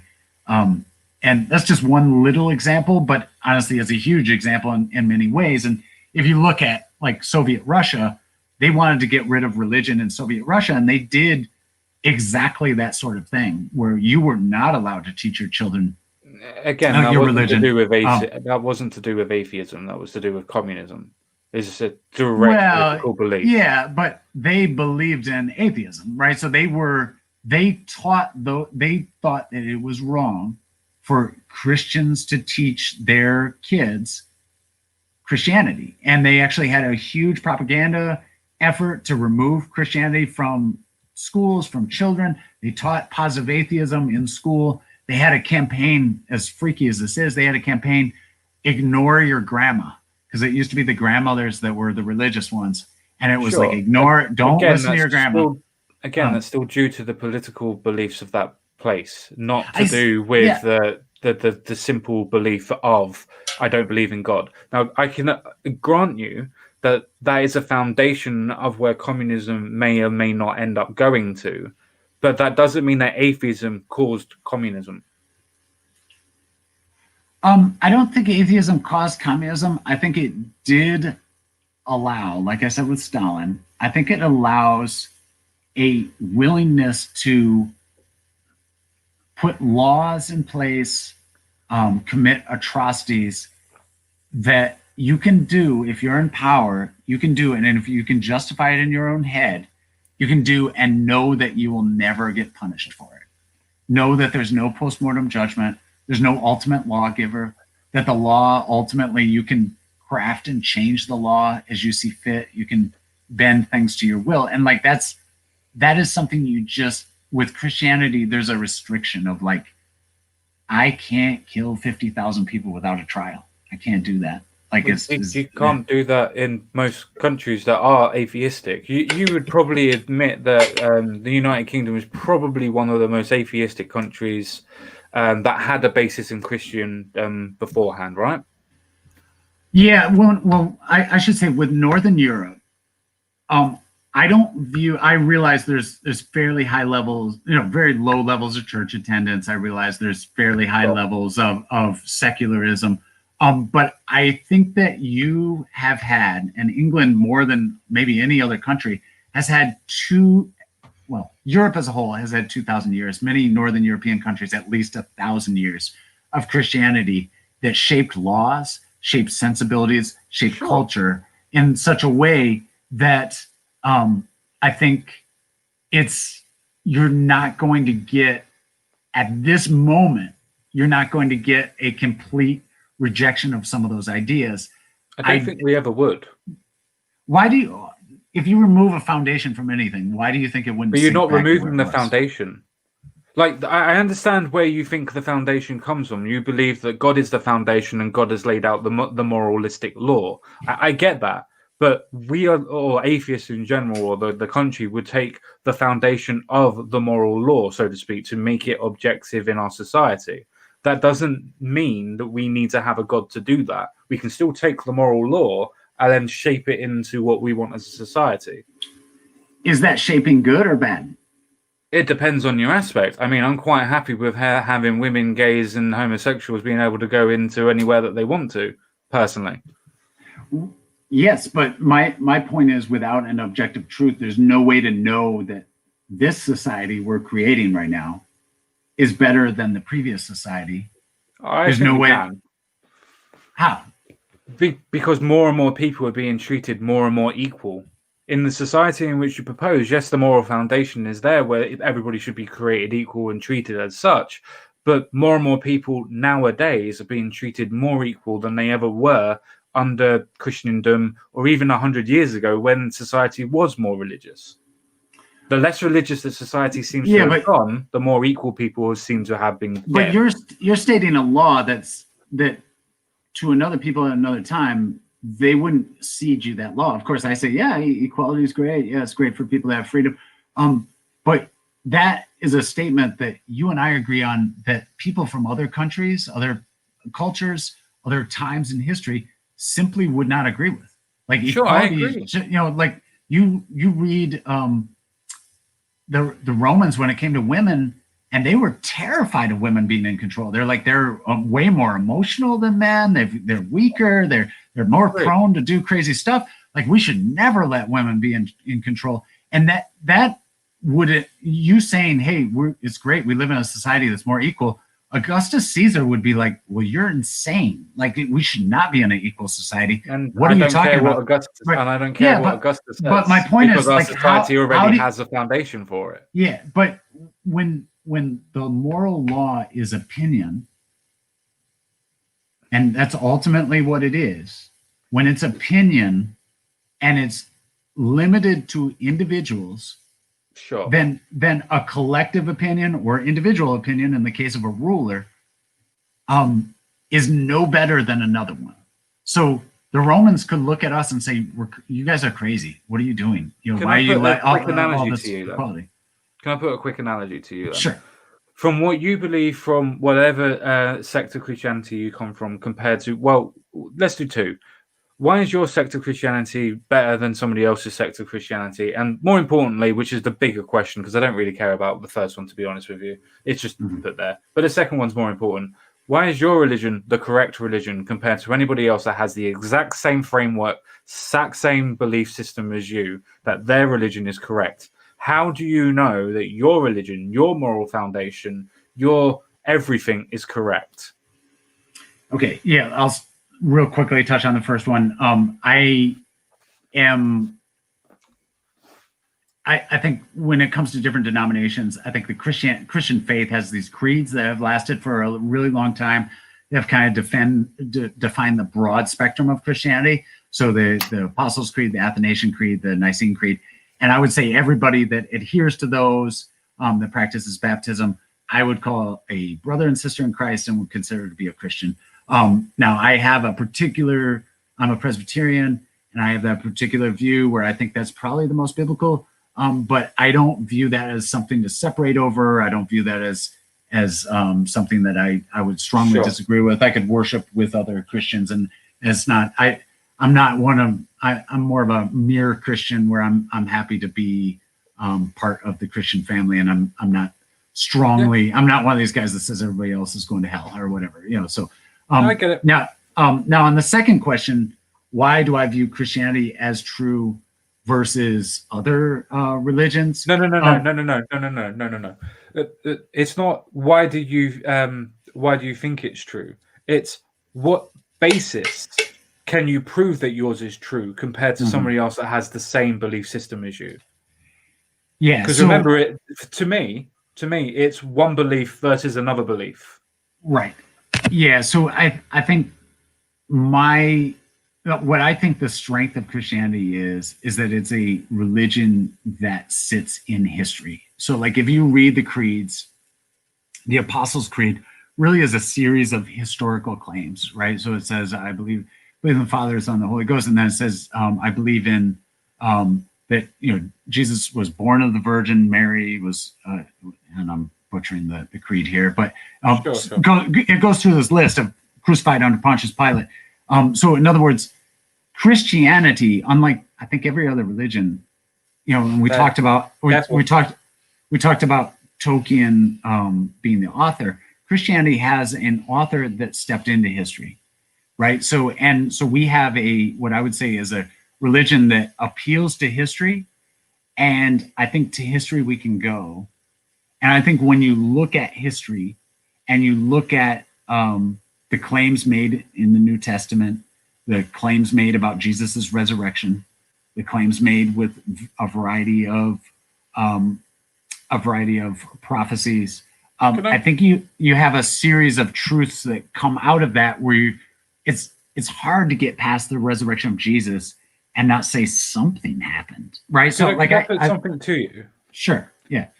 Let's change. I mean, I could quite easily say, well, Hinduism actually has more basis in history and a lot longer history than Christianity, but I'll sidestep that and let's stick to Christianity. Yeah, and I wasn't talking about the length of the history. I was talking about the events within history. So yeah, Hinduism has much more interlinking history and timelines than any other religion. But besides the point on that one, move that one to a side. Yeah, we can talk about that more. I would disagree, but okay, go ahead. Yeah. If you believe that, obviously, I'm guessing Christianity would have stemmed from Judaism. Yes.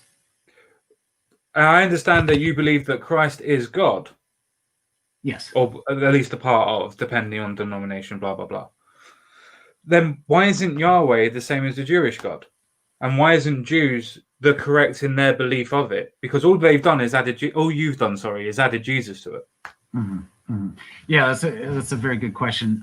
So as I think all Christians would say this, is that the God of the Old Testament was the Trinitarian God, and the God of the New Testament was a Trinitarian God. So that you read the book of the Gospel of John, for example, and it says Jesus was there at the beginning, right? So he's always been there. The Spirit has always been there. So the Trinitarian God has always been there. Now, obviously, it wasn't fully revealed at that time. So I would say what happens with God is he reveals himself to us, and we can choose to either follow him or not. So in other words, if I say, let's take it, you and I, and we're walking, and I say, all right, follow me. We're going to go to the end of the street. And you follow me to the end of the street. And I say, okay, now follow me to the right. And you follow me to the right. And I say, okay, you follow me to the left. And we're going to go to the left. And I think that's how God reveals himself. And what makes us a Christian or makes us a believer in that God is that we follow him each step of the way.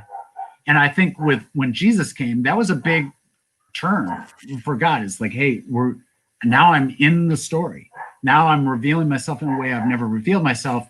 And I think some people followed that, and many were Jews. I mean, all the apostles were Jews. The apostle Paul was Jewish. There's a lot of evidence that would say a lot of the early church was Jewish. And so a lot of those Jews followed God down that path. And yet some Jews said, no, we're not going to follow down that path. And I think that was the break. So that was, hey, we're not following God down this new way, and therefore we're no longer being faithful believers. Now, I would put Jews in a different category as everybody else, where I'd say they share our moral law. They share in many ways our God, but they are not following him in the way that he's called for them to follow him. So why is the God different? Because I understand why the domination is different and why the belief system is different, but they are the same God, are they not? Yeah, I wouldn't say Jews are worshiping a different God. I would say that they don't understand who God is, and I would say they're not following God in his fullness. But I wouldn't call it a different God. Unlike almost every other religion, I would say is a different God. With Judaism, I don't know that I would call it a different God. I would say they don't understand him fully. Well, but they're going to say exactly the same thing to you, that you don't understand the scripture correctly. There is no proof of this and blah, blah, blah. So Yeah, why is your belief system better than what their belief system is? So even if you support the same God. Right. Yeah. And I've had discussions. I'm friends with several Jewish people that we've had these discussions. And I point to those historical truths, right? So I would say there's a lot of historical evidence for what Jesus did. There's a lot of prophecy for what Jesus did in their own Bible. Sometimes I'll walk Jewish people through Isaiah 53, for example, that appears to be telling the story of Jesus. So I think there's a case to be made, and I think this is true in anything in life. You can have two people claiming something that sound kind of similar, and yet when you get into the details, you can find that one has more plausibility to it than another. And I think Christianity ultimately, in my opinion, has the plausibility of the weight of the evidence, especially when it comes to the fulfillment of a lot of the things that happen in the New Testament. Okay. Let me put it as a steelman from what I understand of your position of why atheism is dangerous, and see if I'm correct, and if not, please correct me, obviously. Sure. From what I understand, that you think atheism is dangerous because you don't believe that there is a moral framework or a objective moral framework, and because of that lack of moral framework, you think that it's going to lead us down a dark path to flavor it up. Would that be a correct assumption? Yes, I think that's true. Yep.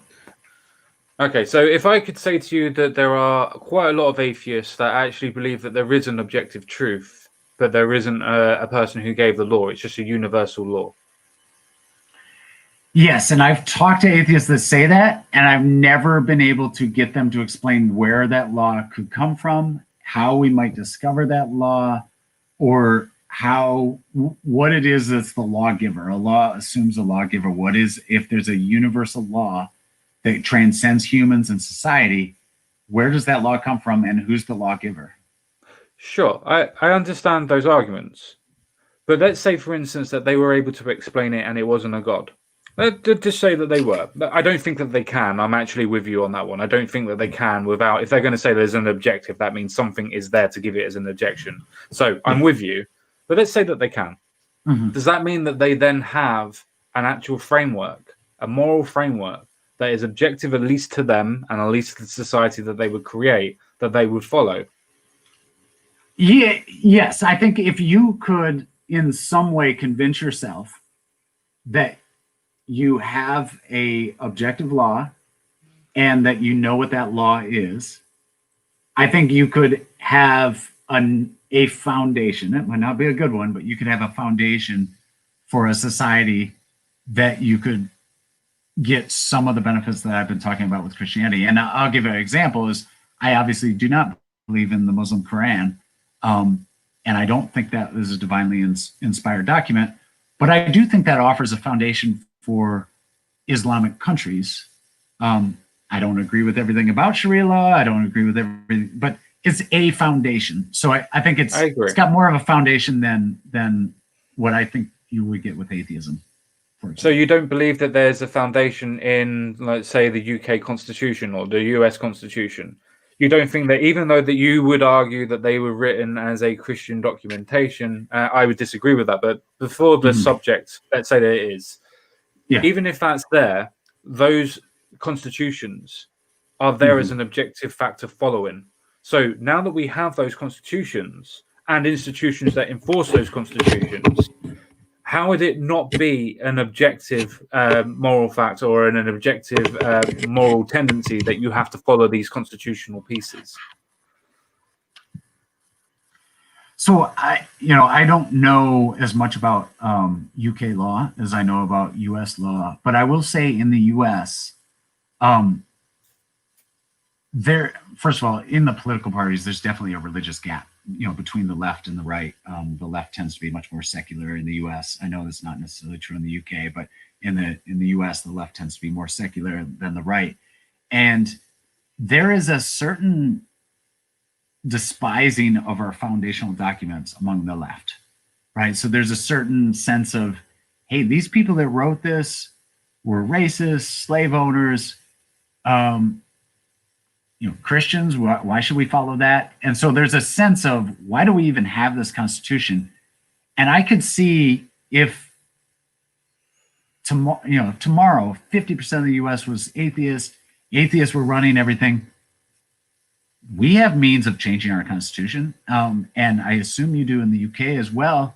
And even if you don't, there's always violent revolution, right? Like you could always overthrow it that way. So like I don't view a constitution as a unchangeable law in the same way I view God's law as unchangeable law. So as a Christian, I can't, if I wanted to be evil and I wanted to go in and change what the Bible says. Can I ask you a quick question? Sure.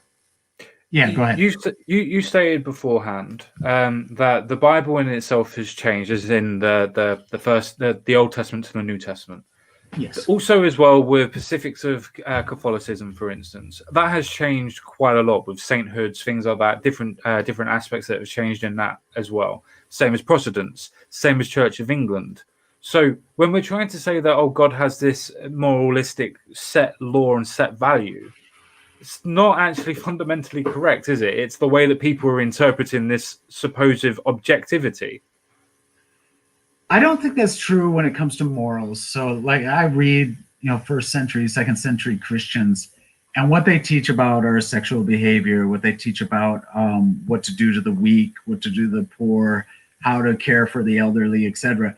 I think those have not changed. Now, I do think certain practices like devotion to saints in Catholicism versus not devotion to saints in Protestantism, those obviously there's been changes and development in that. But I think from a moral perspective, there's been an amazing amount of consistency over the last 2,000 years.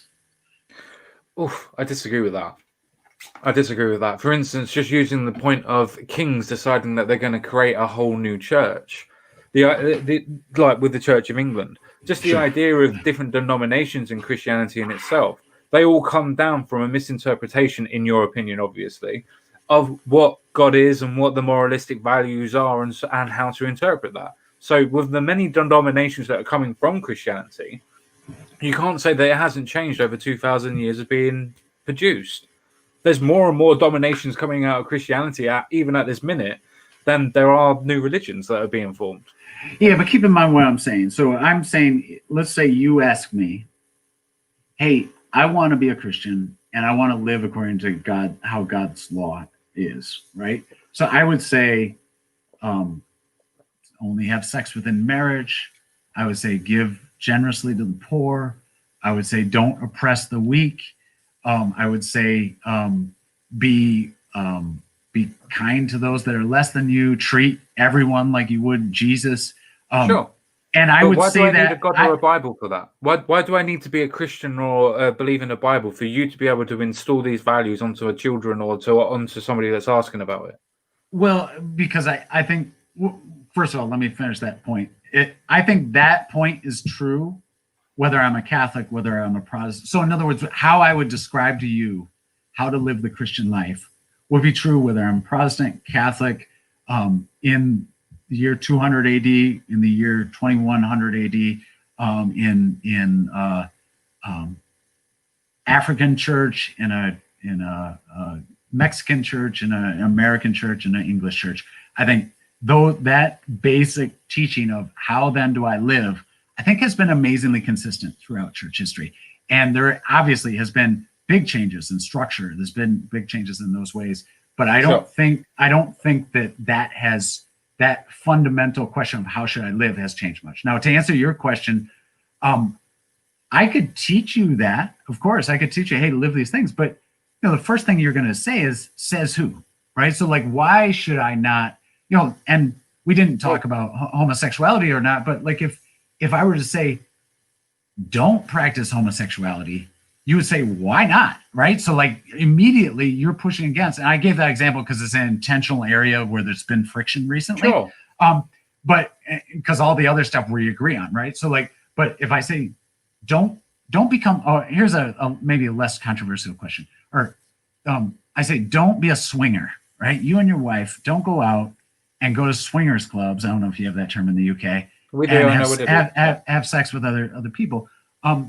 That's a Christian moral. And you could say, says who? My wife wants to do it. I want to do it. We should do it. Right. So like there's a says who aspect to the law that it doesn't matter. I could raise you, you're a son of mine and I raise you and I tell you, hey, don't go swing, but there's no God to back it up. And I pass away when you're 18 or whatever, and you're 20 and you kind of want to do it. Why not do it? Why follow a law that's based on a mythical God, right? Like, okay. So what, let me put a situation to you then. Obviously, quite a lot of priests are not allowed to have any sort of sexual relations whatsoever with men or women or boys or girls, whatever. Sure. Right? I'm not doing the bad P word. I'm not doing that one. Right. But they do have sexual relations with people, and they do get married, even when they are part of the cloth, when it specifically states that they're not allowed to do that. Mm-hmm. But yet, is that them going against God, even though that they are a person that speaks for God or on behalf of God, should I say? Yeah. So obviously I'm a Protestant, so we believe that our pastors can get married. But I think that I would say as a Catholic, if you make a promise to God not to do something, even if it's an otherwise legal thing for you to do, right? So I'm not saying promise. I'm not saying a promise. I'm talking about law, the objective law that comes from that you shouldn't or you should. Right. Well, let me finish the thought. So let's say, let's get back to the parent-son thing, right? So as a parent, I want my son to do certain things, right? And I tell him, you can ride your bike all you want. You can go hang out with your friends if you want. And then let's say that son says, hey, it's your birthday, and I promise I'm not going to go out and hang out with you all day, right? So he makes a specific promise to set aside things that are perfectly legal for him in other situations. Sure. It would be wrong. Now, in that situation, it's silly and I wouldn't care that much, but it would be wrong for him just to break that promise, even though it was an otherwise legal thing for him to do. So in the case of a priest, he has every right to go out and take a wife before he makes the promise to God that he won't take a wife, right? So in that case, isn't that contradictory though? I won't take a wife apart from the one that I already have. Yeah, so I think obviously if he's already has a wife, I would say that That's different. I don't know the specific. I'm talking about Catholicism. So in Catholicism, if I decide at age 20 or whatever, I decide to become a Catholic priest, and then later on I change my mind and I decide to take a wife, I would say that the sin there is breaking the promise, and that's not something that God can't forgive, of course. But the sin is the breaking the promise, not the taking the wife. If that makes sense. Sure, I get that, but for breaking that promise and committing that sin, he's now put down into a hell pit of fire. Yeah, but I think even Catholics believe, and certainly Protestants believe, that committing a sin does not condemn you to hell. It's committing a sin and not Repenting. not seeking forgiveness, right? Yeah. Repentance. In other words, with Catholicism, you can buy your way out of any sin, apparently. But besides that, that's going into Catholicism. Yeah. All I was going to say, I just wanted to move on slightly. I'm probably only going to stay on for literally another 5 minutes because I'm actually enjoying the conversation. But I'll probably only stay on for about another 5. Again, so if we were able to establish in your opinion, a hypothetical moral objective, and I would still state that we didn't really touch on why a constitution wouldn't be an objective standard by the state. You can argue that the state would fail due to uprisings, but when a state is active, then that would be an objective, would it not? Yeah, I think constitutions can act as a very temporary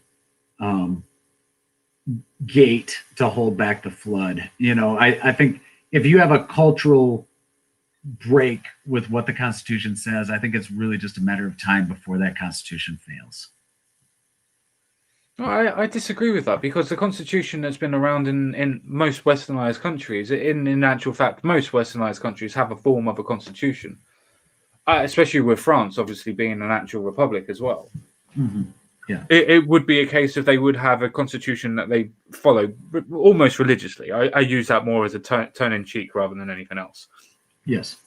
But with that as being set as an objective, the state itself would have to completely disband and completely go away. Now, you could argue that there are instances when that can happen, and I agree with you. In history, that has happened. But also as well within history, especially with France as an example, the republics keep on coming back. So when they have had their violent revolutions and counter-revolutions, they tend to try and get back to what the majority actually feel and tend to go back to a morality that tends to be love thy neighbor, a Christian basis, if you will, but without the belief of God. Yeah, and I think that's the critical question, right? So the critical question is, do the majority over the long term keep that Christian foundation if they don't believe in the Christian moral? And I think we're pretty early in this secularization to be able to answer that question of whether historically Christian countries can keep their morality without the Christianity, right? And I'm skeptical, to say the least, just from what I've seen in the U.S. And the U.S. right now, there's a lot of anger and a lot of breaks between right and left, religious, non-religious, traditional, not traditional, rural, city. And I don't know that, at least in the U.S., we can sustain as a nation if we don't have a shared religion. And I don't think the Constitution will serve as a like it will very, very temporarily maybe, but not for very long, will serve as a proper protection against that.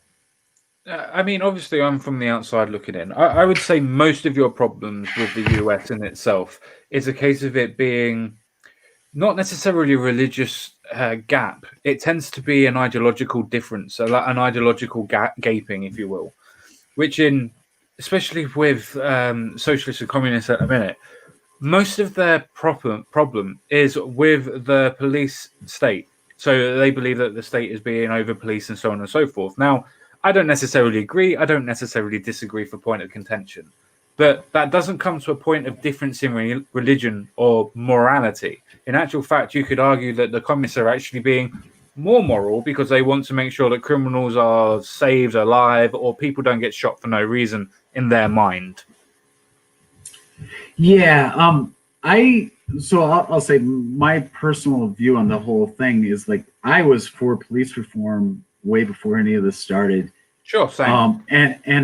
But I feel like this whole break goes way beyond police reform. So I think police reform has been kind of the very tip of the iceberg, and I think everything underneath it is not at all about police reform, and I think it's about big breaks in culture. And you said that you didn't think it was religious. I'll say, like, from a polling standpoint, it absolutely is religious, where you can predict how people are going to vote and what people's views are on the protests and a whole variety of things just based on whether they attend church or not. Right. So like if you take someone that regularly attends church, say at least once a month, attends church, they behave in one way and those that don't behave in another way. And there's a radical break. And so in other words, you would get the left winning by large percentages if you only let people that don't attend church vote. And you would get the right winning by giant percentages if you only let those that do attend church vote.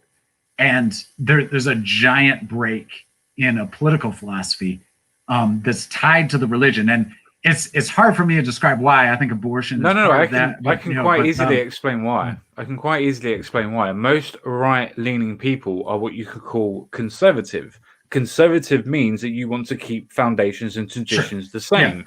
Yeah, but that doesn't necessarily mean though that you have a religiosity behind it. We have that sort of sentiment in the UK with our Conservative Party. Now, some people would say that they're not that conservative, but that's an argument for a different day. But most people that support Conservatives are under the point of conservation of what they believe to be a particular set values and set ways. I think we can all agree, at least both of us anyway, that the UK is not religious by any stretch of the imagination. But yet we still have a high percentage of people that are conservative. Sure. I mean, just saying that, oh, well, people go to church, so they're conservative. No, it's mainly more to do with political ideology than it is to do with religiosity. Yeah, I don't know that the dynamic is the same in the UK versus it is here. And that's actually a really interesting perspective that I hadn't thought of before. And it is interesting to watch UK politics from the US because there's some overlap and there's also a lot of not overlap. And so it's interesting to see the differences. And by the way, I'm an Anglophile. I love the UK and it's interesting watching you guys.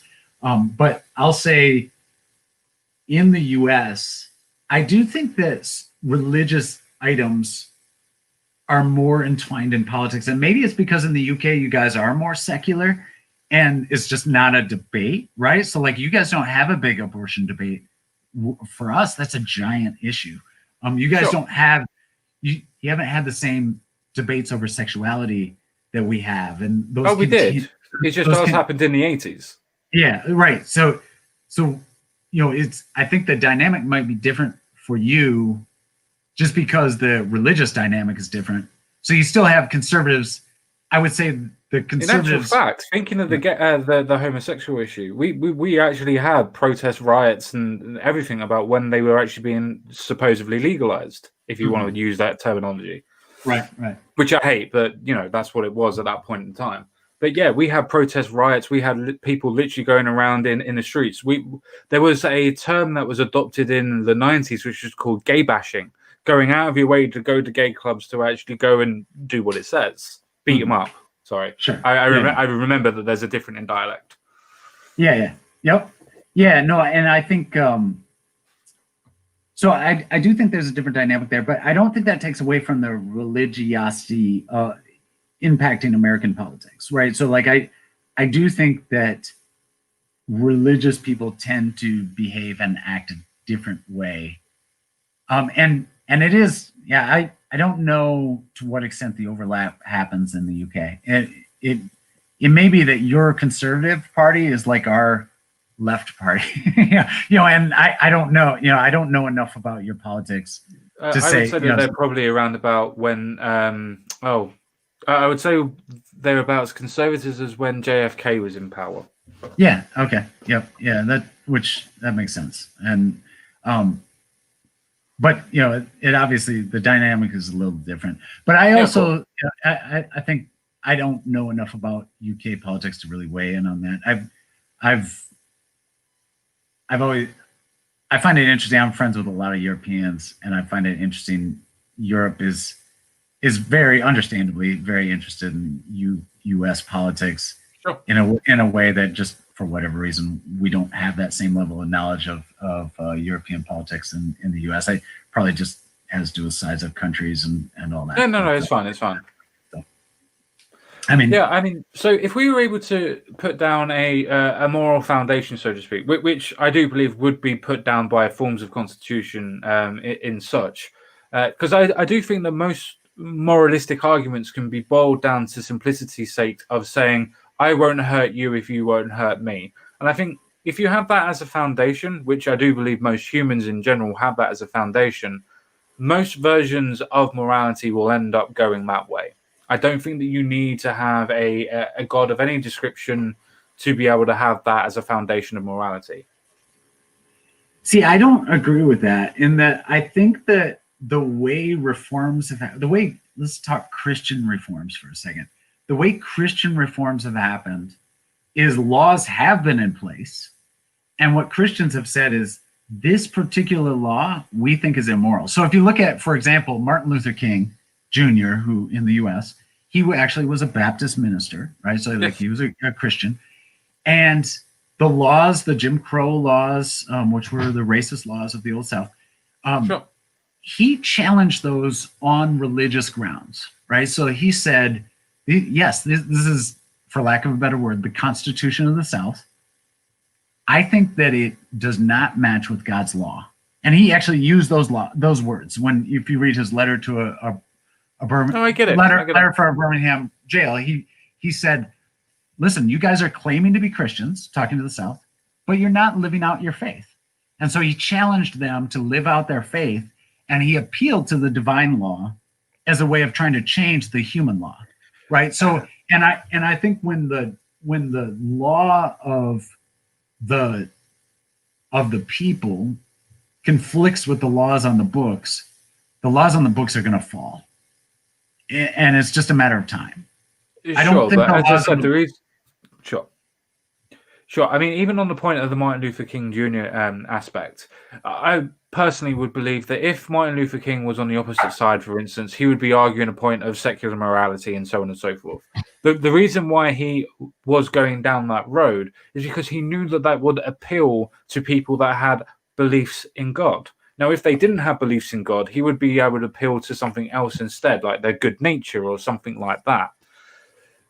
That's what I would personally think. With that being said, I mean, if you read Martin Luther King's work that he did when he was in seminary, you read his private correspondence, he was profoundly impacted by the Christian faith, and it very much had a whole lot to do with the decisions that he made and the things that he pushed for and the language that he pushed. And so I think maybe he would make other appeals to other people, but he was personally being crafted by Christianity, and he was using Christianity to appeal to other Christians to craft society, right? So, like, I think that was my point. Yeah. No, that's exactly what my point was. The fact is that because that they had that type of morality, that had that foundation in God and Christianity, that's the reason why he, as you quite rightly eloquently said, was trying to convince them that their way of life was the wrong way of life. Their version of Christianity was the wrong version of Christianity. Because he was trying to change their morality and their belief system. Yeah, basically saying that they were not living up to Christianity, that they were not living in a Christian enough way. Right. His version of Christianity compared to what their version of Christianity was. Because obviously they had their belief and was able to justify their belief via it. Right, but that was not that's not the language he used. If you got to remember the language he used. The language he used is the language I'm using, is that he was saying there's an objective truth. Yeah, I know, I understand. Right. And that I understand. Yeah, but so it wasn't the way you're putting it. It sounds like it was their opinion versus his opinion, and he was it kind of is. Yeah, but what he was saying was he was appealing to a third opinion, which was the which was his version of Christianity. the And opinion of God. he convinced. No, did the South not have their version of Christianity then, or was that still Christianity? Well, when Christians Yeah, exactly. when Christians debate issues, is not a Nietzsche-esque power of the will. It is it's power of a book. No, what it should be, and what it is, I think, in the best cases, and I would argue is what Martin Luther King did, is it should be you and I sitting together and saying, what does God say about this? And as two individuals seeking to know God's will, coming to an agreement about what God says. And I think that's what happened with slavery. Sure. I think that's what happened with racism, is that it wasn't that it was his version versus their version. It was the two of them saying, I think this is what God wants. What do you think? You slipped. You said, I think.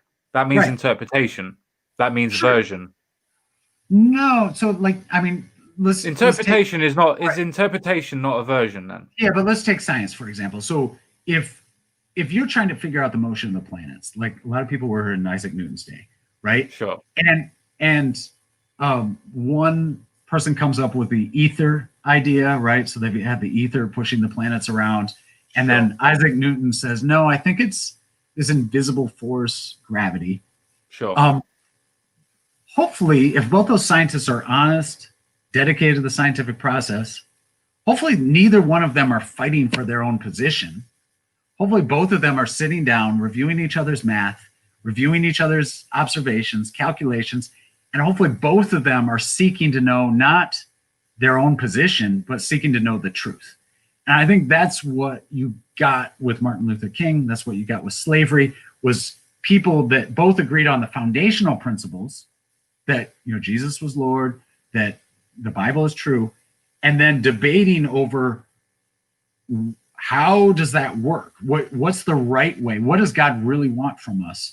And then coming to a conclusion where almost everyone agreed at the end, right? So there was this debate over Jim Crow that was a relatively short period of time. I mean, you look at the beginning of Martin Luther King's efforts and the end of it, and it's like a 10-year period when everything changed. There was just this dramatic change. And I think it just came to us wrestling over the word of God, or whether it's right to mistreat someone because of the color of their skin, and very quickly saying, you know what, the Bible does not justify that. And all of a sudden having a whole different morality as a result of that.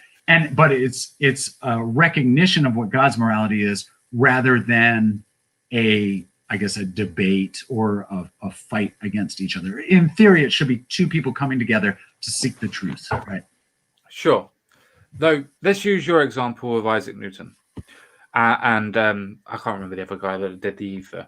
But they were able to take their instruments, they were able to test, they were able to measure, they were able to get independent variables, they were able to get independent people to check their work. But yet, what we're doing here is talking about interpretation of words written in a Bible that is exactly the same book, if not changed slightly in different words or versions of book, but in principle the same. And yet you're trying to say that what they did, as in Isaac Newton, where they were able to test it and have independent variables and independent people come in and test it to prove it, is the same as people reading a book and going, well, this is what this says and this is my interpretation of it. Well, this is what this says and this is what my interpretation is. Yeah, I don't think that they're fundamentally different things. And one might be easier than the other, one might be harder than the other. But I think there are, just like with any, even non-religious book, let's say we pull up Aristotle and you and I are debating over what Aristotle meant with a particular text. I think there's ways. It's still interpretation. Yeah, but I don't think it's just a matter of opinion. I think there's an objective truth. I think Aristotle obviously meant something.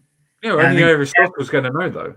Not necessarily. I think, let's say I pull up the Greek and I look at the Greek and I say Aristotle said such and such here, and look at this other passage where Aristotle said this other thing, and he used very similar language. I think you and I could come to the agreement that, oh yeah, Aristotle actually meant this. We thought he meant this, but based on all these other writings of his, he actually meant this. I think you could find objective truth. It's not just an opinion at that point. I wouldn't say that that's I think objective truth. I wouldn't say that's objective truth. That's interpretation of a consensus. That's consensus of interpretation. I think that this is what happened. What do you think? Yeah, I agree. That's a correct interpretation. Yeah. Unless Nietzsche says this is what I said and what I meant, that would be his objective, and that would be the objective truth of what that means. But if me and you are talking and we both have different opinions on what he was saying, we would only have a consensus of opinion. Yeah, I do think that you can. I mean, no knowledge is perfect of anything, including scientific facts. But I think ultimately you can come to views that are clearly more plausible than other views. But hey, I agree, more plausible. I agree, more plausible. But you're saying it's objective, and I'm saying no, it can't be because it's interpretation. Hey, I hate to cut this conversation off. I've really enjoyed it. I've got some other meetings I have to get to here, so I really enjoyed the talk. And if you ever want to have me on again, I'd be happy to come on again. No worries. Thank you very much for coming on, Lewis. I appreciate it. Hey, thanks a lot. Nice talking to you. Cheers. Thank you. Bye-bye. Thanks. Well, that was an interesting conversation, actually. I actually really enjoyed that. It did seem that we didn't really get down to brass tacks of why atheism is dangerous, but it did seem to be that Lewis's position, and I'm sure if he is watching or listening at a later date to go over what he may have missed, I'm pretty sure he would accept this as a fair analogy or a fair position that he holds, which was he seems to think that with atheism there is no sort of form of moral foundation for anything to be put down to. Now, you could argue from atheism there is two different subjects for the point of morals, which you have the objective morals from some people and you have subjective morals. But even to the point of a subjectivist like I am, I still think that with subjectivism, you can form a society that's around you that can be set down as an objective fact and an objective opinion that's how we want our society to go. Now, yet it's subjective that you've decided that, but you can have it as an objective point that you must follow it because this is how we want to live in our society. So I'm still not convinced by any argumentation that Lewis has made so far that atheism in itself, just the denial of God or the disbelief of God or the unbelief of God, is a dangerous notion or a dangerous position to hold. In actual fact, as he quite rightly tried to put forward, I actually think that it's the more freer of the positions. In actual fact, I think more freedom comes from the point of being an atheist than it does of any form of religion, regardless of it being Christianity or any other.